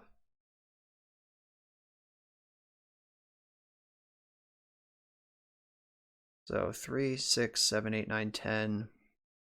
I go to 9 from this attack. Then second main, they can Ashen Rider my forest, which also kills Abundant Growth, which leaves me with close to nothing to work on next turn. Even top deck Rest in Peace isn't good enough because I won't have 2 mana no matter how I slice it. Alright, I've figured all this out. Now I just need them to do it. Oh, they didn't even want to attack.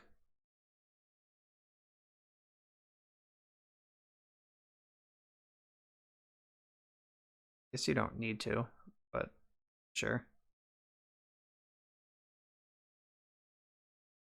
Yeah, they could have...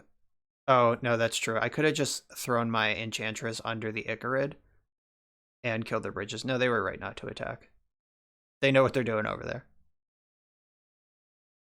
I was just committed to, in my brain, I can't win without Enchantress, which I think is still true, but exiling their bridges would have been nice. I don't think I would have even done it, though. So they know my whole hand. They're not going to miss with this.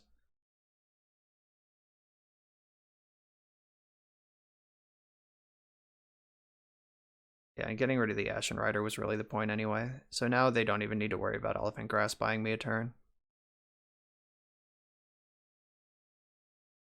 And I go to 15, and then they attack for 20 next turn. I can absorb 2 of it. Yeah, there's no way out of this one.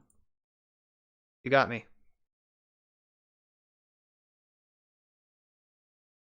My opponent named Elephant Grass with Cabal Therapy, even though they knew my whole hand, so that's good to be aware of. Does anything change? I don't think so. The Seal of Fire really doesn't do anything.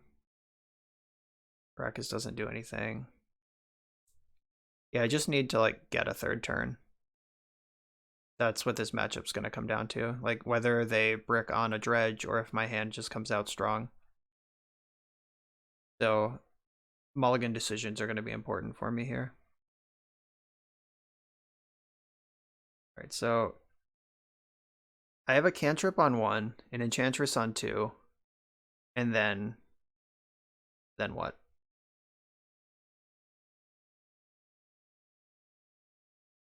Yeah, I was just saying mulligan decisions are going to be important, but I don't think I can mulligan to a 1 of like Rest in Peace.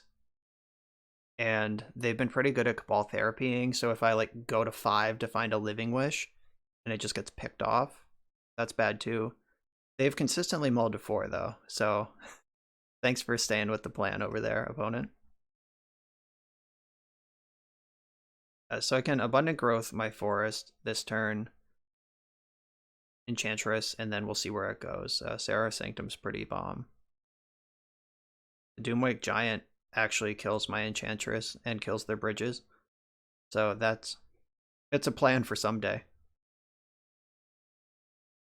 Oh, 3 cards. If it's land, Faithless Looting, LED, it's not going to matter. Though I guess this gets a lot harder because you need a Dredger in the mix too. So like land Breakthrough LED is the scariest 3 cards I can think of.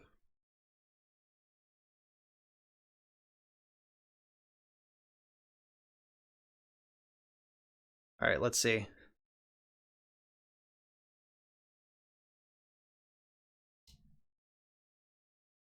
Ball Therapy. Targeting themselves. Okay. So they're going to discard their Dredger. Time to top deck Rest in Peace. Their hand is Stinkweed Imp. Alright, they're on just a pure slow dredge here, so if I'm going to overpower them fair and square, this is the game to do it.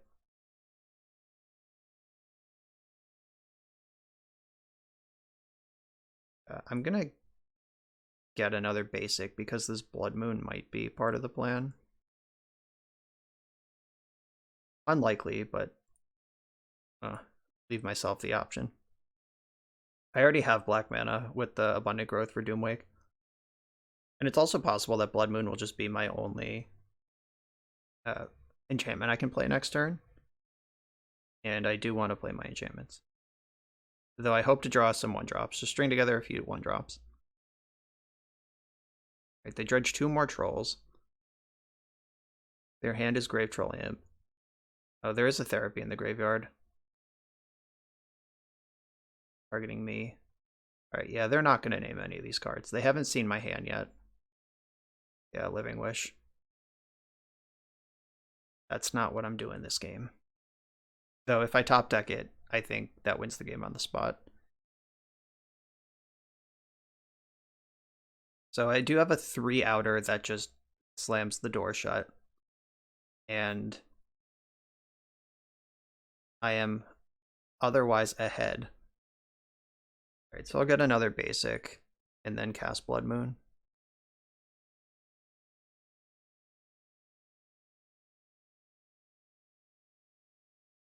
Not excited about this, but I do need to cantrip. If I can get up to Doomwake before I'm dead, which is kind of a big ask at this point. Even slow dredging and therapy. They have 2 therapies, but only 1 Narcomoeba. So they can strip the Doomwake if they want. They don't know about Abundant Growth. They did not hit a Dredger off of that, so Troll is the last one still hanging out down there. And they're not going to be able to cast spells other than Faithless Looting this game because of Blood Moon. So even if they start taking draws, like if this Grave Troll whiffs, then they'll need to start taking draws, and only Faithless Looting even helps. I guess Force of Vigor would still play. Alright, let's see if Doomwake Giant is worth a Cabal Therapy on this empty board with no bridges. I don't think so. I wouldn't do it. I guess they can therapy themselves, but they could do that next turn too. Yeah, Therapy and Grave Troll gives them 2 more turns of dredging. Uh-oh. Alright, I'll draw a couple cards, and then I'll Bajuka Bog them.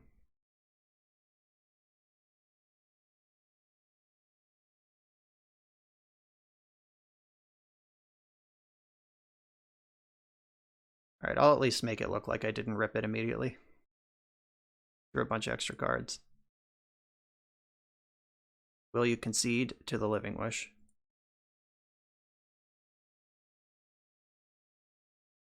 Oh, it's a Blood Moon. You got me. I deserve that.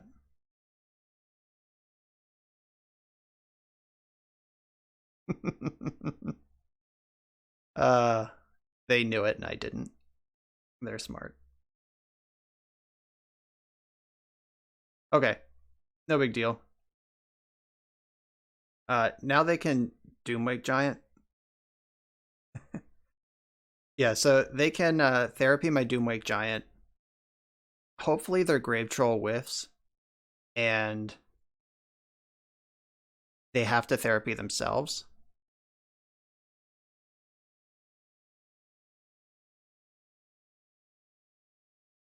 Alright, Dread Return. They found a Thug. Yeah, now is their choice of can I beat Doomwake Giant versus is Thug a good enough dredge? I guess they have to therapy though because they're losing the Narcomoeba to Giant next turn either way. So that's a free roll. Oh, there's 2 Dread Returns in this deck. A lot of dredge decks these days play 0, so it's cool that they're on this kind of list.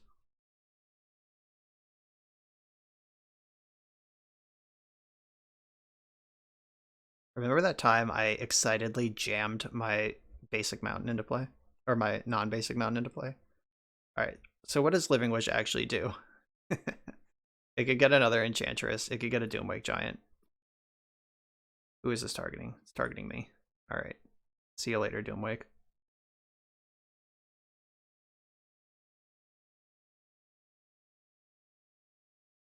Yep, Doomwake Giant is gone. There's another in my sideboard. I could wish for an Enchantress if I draw an enchantment to trigger it. Okay. Yeah, that's good. Use my red mana.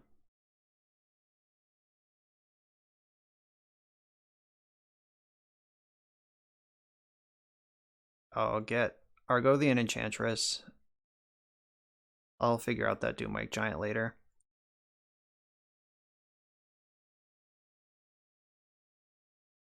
I'll leave my 5-color land open. Uh-oh.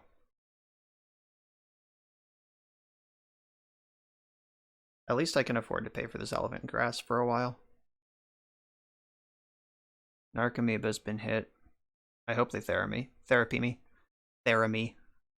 But nope, just in time. They ran out of dredgers, so they have to therapy themselves, but they hit Narcomoeba to do it. So they do get to put 3 Grave Trolls into their graveyard right now. And I can't use this Hall of Heliod's Generosity to rebuy enchantments because of Blood Moon.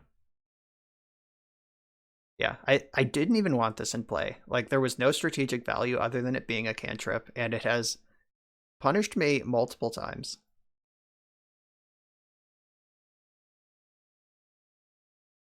Alright, they are targeting themselves. They're going to name Golgari Grave Troll, get 3 dredgers in the bin. So they have used 3 Narcomoebas and 3 therapies already.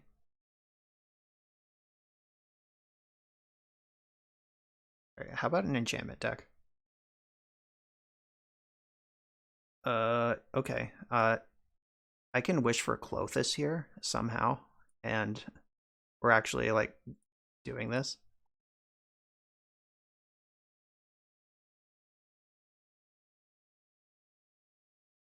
Alright, I'll get Clothis, the God of Destiny. Red, green, and a bonus green. A weird game. Clothis is born to fight, though. She's ready.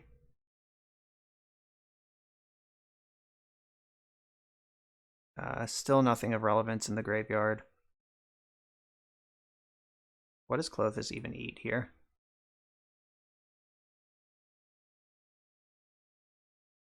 I am going to pay the upkeep. Just want to make sure I don't die out of nowhere.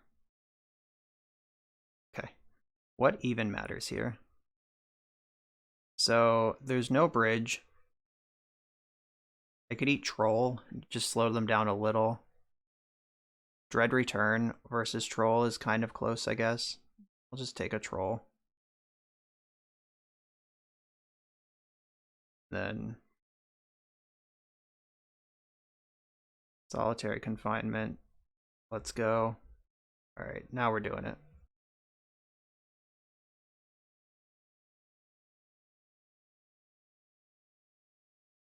Ride my monsters.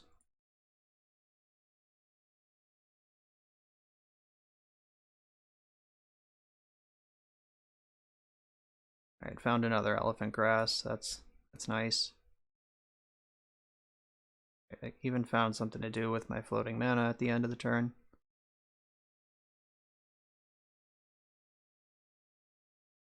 Alright, attack with Clothis. Oh yeah, I've never done that before. Ever. And it's actually super easy to do in this deck. Alright, so there's a lot of lands here that I don't need.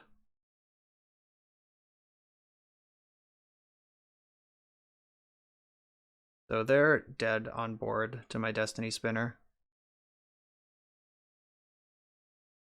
Wow, they took a draw because they knew Dredging wouldn't win, and they found the one card in their deck that matters if they draw it. That was exciting. They did dredge their first draw with it, they dredged their second draw, and nothing came into play. So yeah, they're dead. What a ridiculous game of bad magic between two preposterous legacy decks. Two decks not interested in playing Magic in any conventional sense. Alright, so I am not going to pay for grass. And I'll discard a land. Does any of this matter? Is there a bridge from below? There's an Icarid. Let's eat that, whatever. Doesn't matter, they're dead. So there's 10 plus 4 is plenty.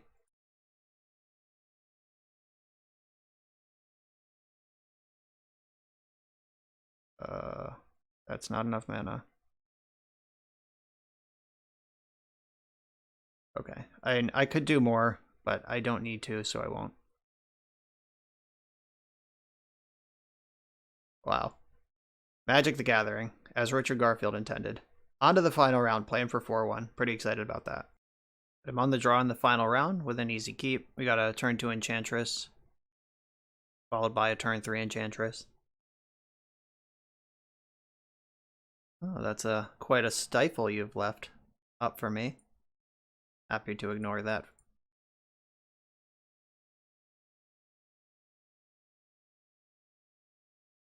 So they should know what I'm doing. If I play Abundant Growth, actually that's not true, because a lot of people are talking about Abundant Growth just replacing Astrolabe in decks that were playing Astrolabe, which didn't work and is a terrible idea, by the way.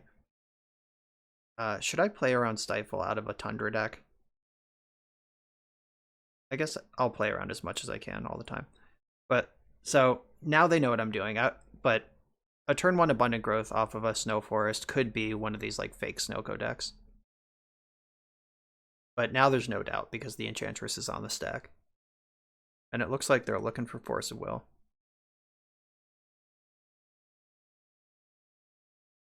So Bant decks, there's a good chance they contain Hull Breacher, which is a terrifying card because my whole deck is based on drawing too many cards every turn. There's just not anything else the deck does. So, I mean, that's why Seal of Fire's in the deck, like I mentioned earlier. But let's hope it doesn't come up. The Fairy. Okay. That doesn't have any good targets. I'm going to get at least one turn of doing stuff I want to do. I'm going to fetch another basic forest right now while the coast is clear. And I'm going to cast Enchantress's Presence. They are likely to bounce it, but I don't care if they do because it's already a cantrip. And I don't have like a guaranteed line on high velocity, multiple spell stuff. Okay, so I just got a Hymn to Turok that cantrips. I still draw a card, but they had to force pitching Coatl. And Coatl is also a 2-for-1, so that was like a 4-for-1.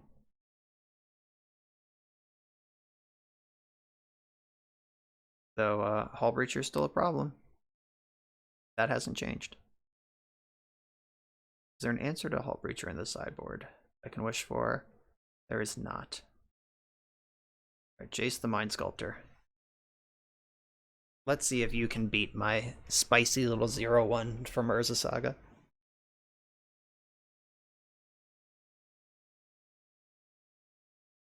Yep, the race is on here. This Sarah Sanctum's gonna let me pop off, though.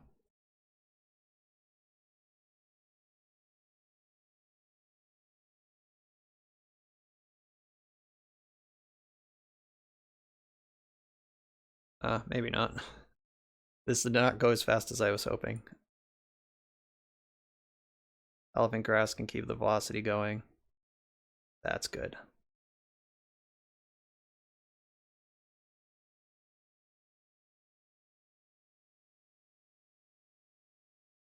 Yeah, having the extra colorless mana with getting the Sanctum out is worth it there.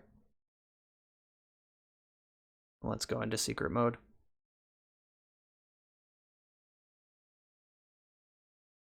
Alright, I'm hiding now. They can't plus Jace on me. It's kind of awkward because they don't want to bounce Solitary Confinement or Elephant Grass with Teferi, but they also don't have any other targets. Unless they play like a Snapcaster Mage this turn, that would be a pretty good thing to bounce. Finding Hull Breacher would be bad for me.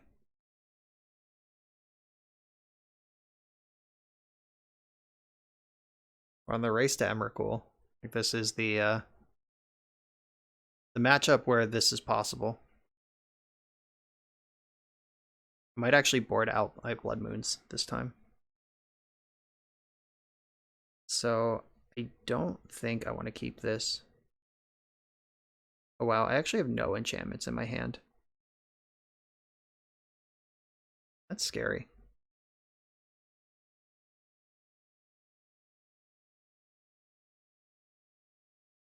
Because I don't get to draw more cards. Klothys is in the sideboard, so that's a good one to wish for.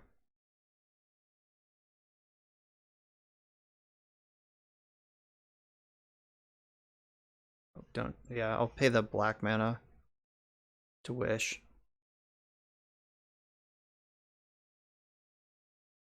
Yeah, I would really like for this to resolve and them try to fight over the next thing.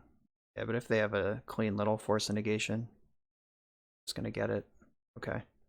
And then I can still cast Klothys this turn if they don't have another force. Yes. God. Red. Green, though I am unfortunately one short of getting my Enchantress in first.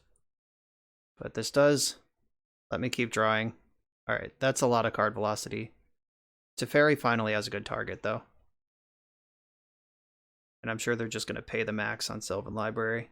So they have Sylvan Library, 3, 4, 5, 6, 7. They're going to see 7 fresh cards this turn.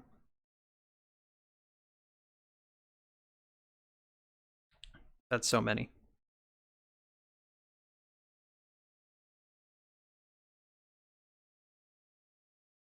So at 6 mana, they can Hull Breacher plus Days Undoing all at once. And that actually would crush me. Alright. Not bad. It's seriously Hull Breacher. Like, I'm so scared of that card. Nothing else that a like mid-range bant deck can produce makes me worried. But I don't like that one bit. Like, don't care about Uro. Don't care about these planeswalkers. Jace can't go ultimate. Do I discard Replenish? I think that is somehow the worst card in my hand. So I want to go for Enchantress first. I think having all this, using this white mana as colorless makes the most sense. Oh, if they Terminus, that would actually be devastating.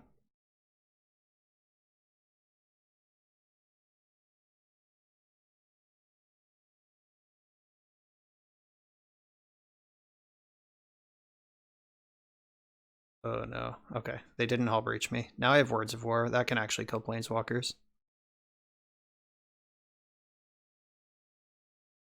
So, land for turn. I can use this Utopia Sprawl. I don't think this deck's gonna have Wasteland in it.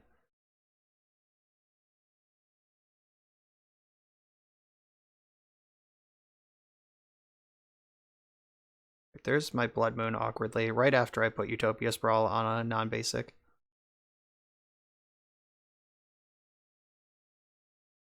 So red, or let's make my 2 green. Red. See if they want to fight over this Klothys.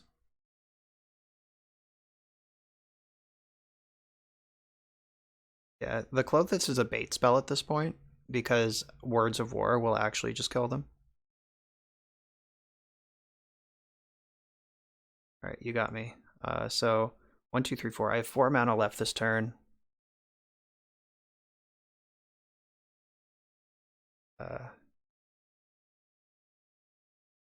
I can Abundant Growth first and then decide where I want to go. Or I can play Destiny Spinner. But that still runs into the Terminus, which is something I'm trying to avoid. Alright, I'll just play Words of War.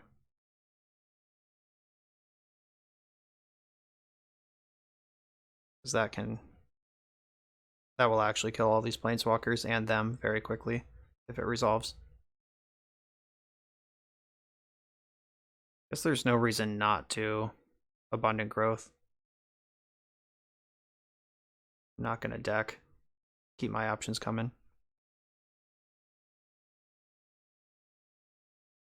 Okay. Time to go to my massive discard step. These Blood Moons I actively don't want. Don't need this many lands. And not sure if I want another Enchantress. So 13. 1, 2, 3, 4. Yeah, I'm just actually going to discard all the lands. And Elephant Grass doesn't matter. Okay.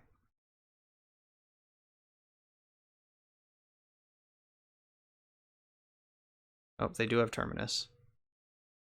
So I'm glad I saved the Enchantress's presence. I was worried about that. That's why I didn't discard that. It was for exactly Terminus.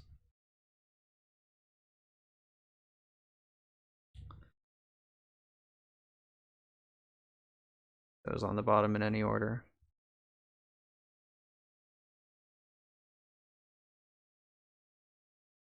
I do have a lot of mana still with the Sanctum. Mystic Sanctuary is probably going to get a Force of some variety. Yeah, Force of Will is on top of the deck. Then Teferi can bounce Words of War and put Force of Will in the hand. But I have Destiny Spinner to check that. But they have Swords to Plowshares, which can exile Destiny Spinner and then also... I guess I don't want Solitary Confinement anymore. It just doesn't matter. Jace can start plussing. That's the only real difference. Unless they like produce Uro this turn. No. That's not important anymore. I don't know if it ever was, honestly.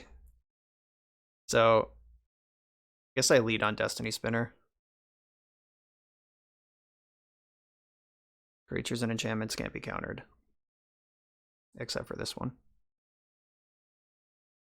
All right, there's that Force of Will that they just had. And then take a bunch of colorless mana. Presence.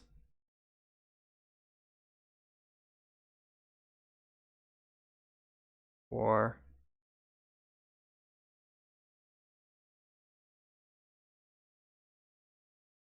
Do they have another force for the words?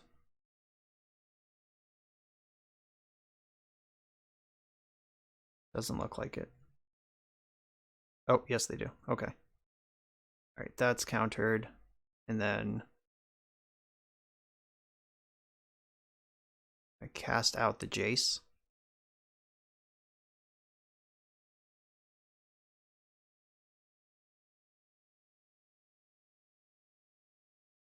I'm not actually even sure if that's super important because if they find like another Teferi, they can just bounce, cast out, and get Jace back.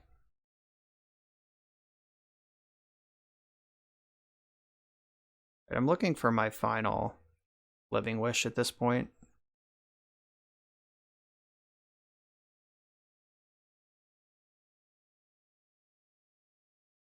Because Emrakul is like just ready to go.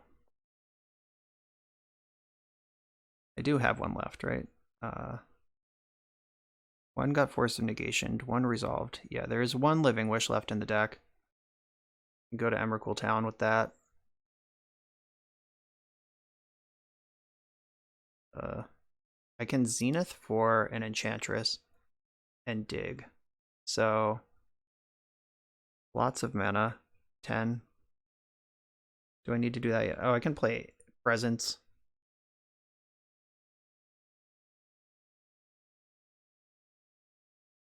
I have Seal of Fire, so at this point I'm not even worried about Hull Breacher, though them being miracles, I don't think that's what they're doing.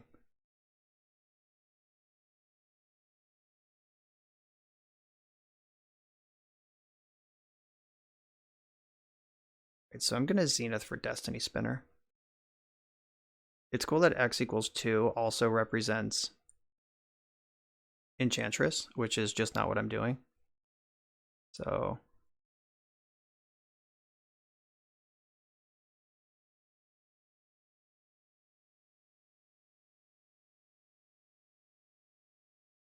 all right.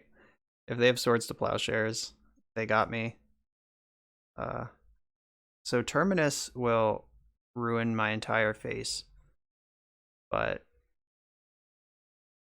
I think I'm fine playing into it. So this plays around Plow and straight into Terminus.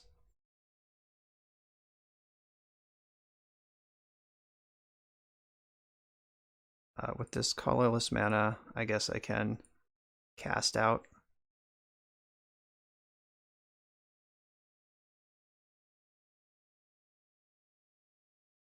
Hit the Sylvan Library.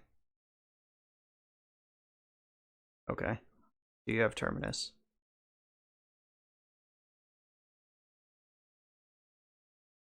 It looks like no. All right. We did it. Yeah, just outmuscling blue decks is something that Enchantress is very good at. Gotta watch out for Terminus. That was a scary one. So Blood Moon just becomes choke. Like that's good deck building. That mapped out really well. Against the decks that don't care about Blood Moon, they usually care a lot about choke. I don't think I care about Rest in Peace.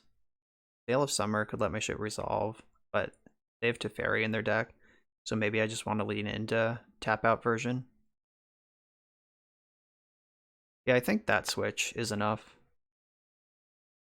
Seal of Fire can pick off a Planeswalker if it gets low. I like Cindervines just for the incidental damage on the spells. Yeah. I'm in for this. I like having Klothys as a wish target rather than putting her in the deck. That was tight, though. We were almost locked by confinement. But that double wish for Klothys line saved me. Drew me the extra cards and presented a must-answer threat that they started spinning their wheels to answer.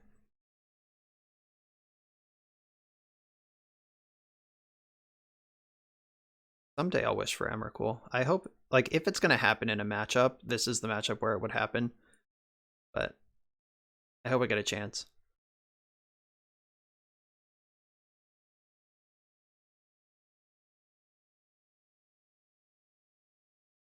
I also may have given them way too much credit when I discarded the replenish early, because that game did go long, and it turned out to be something that maybe I wanted access to. I'm going to keep this hand. It's a little slower than I'd like. Like, this Enchantress isn't until turn 3. But I do think a turn 2 Cindervines is pretty interesting. Relic of Progenitus is also interesting. Why is that in the deck? I guess they saw me discard Replenish, but I didn't do anything else that would indicate that that's something I care about. Did they see the Hall of Heliod? I don't remember showing them that. Alright, incidental damage. Let's go.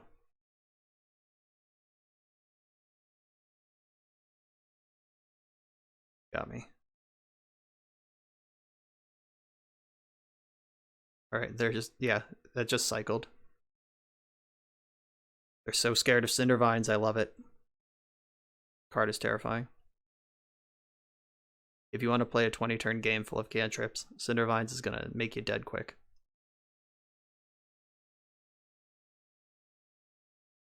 I mean, Jace could just bounce it, but they do take 1 for their trouble.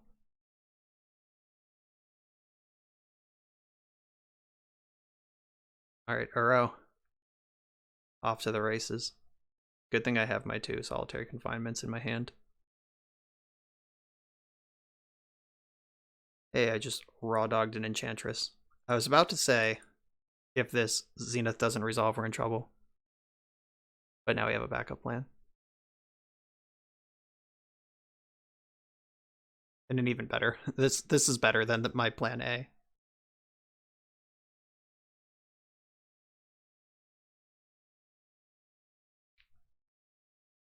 Yeah, cast out and solitary confinement. I'm just holding 3 of my 4 answers to Uro in my hand. Alright, it's time for Cindervines. Undo some of that Uro life.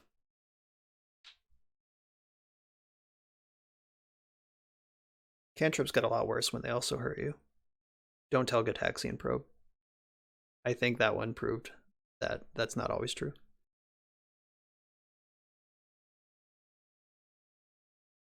But I wish Argothian Enchantress was a 1-1. There's all these turns where I can't attack because it's a literal 0-1. Obviously, that's fine. It would be kind of stupid as a 1-1. It's kind of stupid as a 0-1. But if it was also providing somewhat meaningful pressure. Alright, my poor Enchantress. Oh, they voted for Cindervines? That's what I'm talking about. That's what you like to see. So, did they just set up a Terminus? Is that why they did that? And if so, I should hold on to this Zenith till later? Like, I could have Zenith first to find another Enchantress. But leaving Enchantress in play like that makes me think that they have an answer to this Enchantress ready.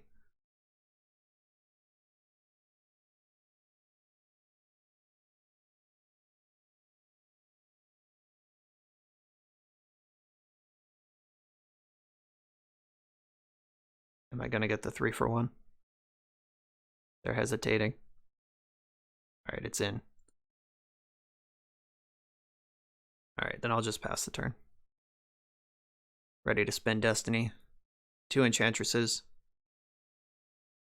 Yep, there's the Terminus. We played around it.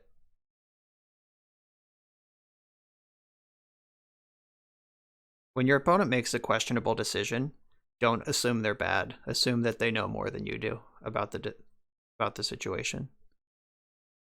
Oh, this is interesting. I guess I just lead on Destiny Spinner. Though Spinner doesn't make Zenith uncounterable. And they wisely tapped a plains for the play they made, so I can't even choke them.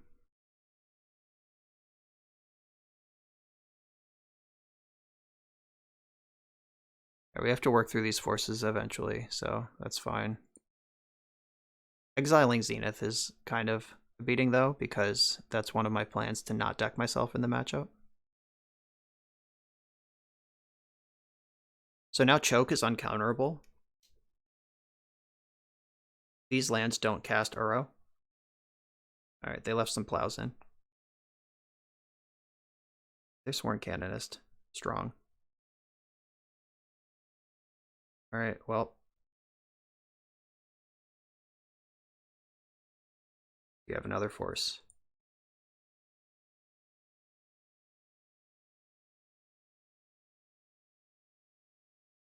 Alright, so they're down to basic plains, tropical island to operate off of. I can remove this Canonist, or ignore it in a variety of ways.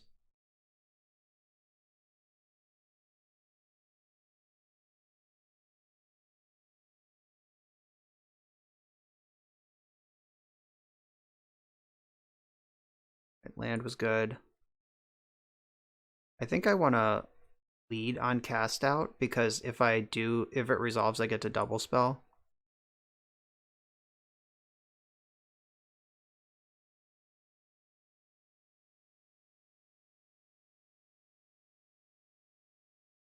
And if it doesn't resolve, it's going to get 2 cards out of their hand.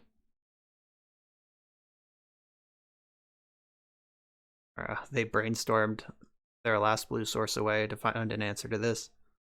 I think they know Canonist is their way to win this game.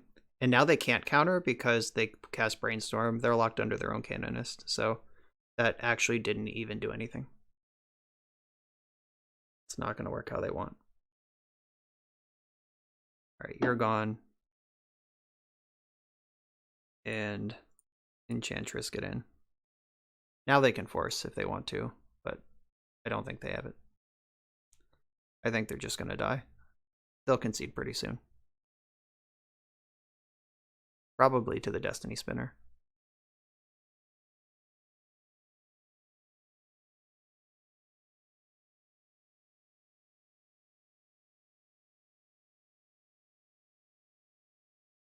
Right, they've already plowed one Destiny Spinner, so if they have another plow, this one's actually gone and I have to find a different win con. And by find a different win con, I mean settle into Emrakul.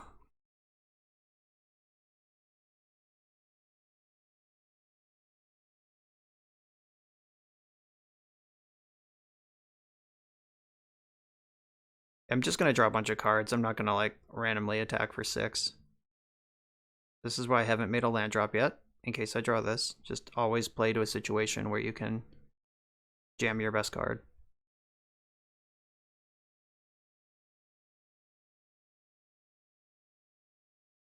Continue drawing cards, amassing enchantments. All 3 Living Wishes are still in the deck. So this could be an Emrakul game if they don't concede first.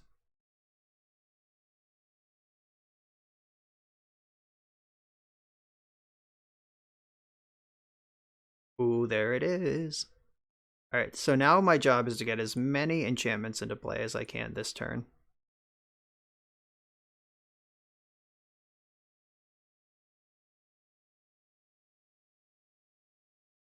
So I think I'm gonna name red with this, so I can tap cast both of my seals.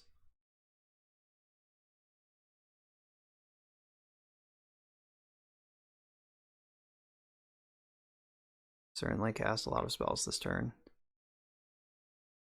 Do I slow roll the Sanctum is the question, or do I just keep jamming spells now?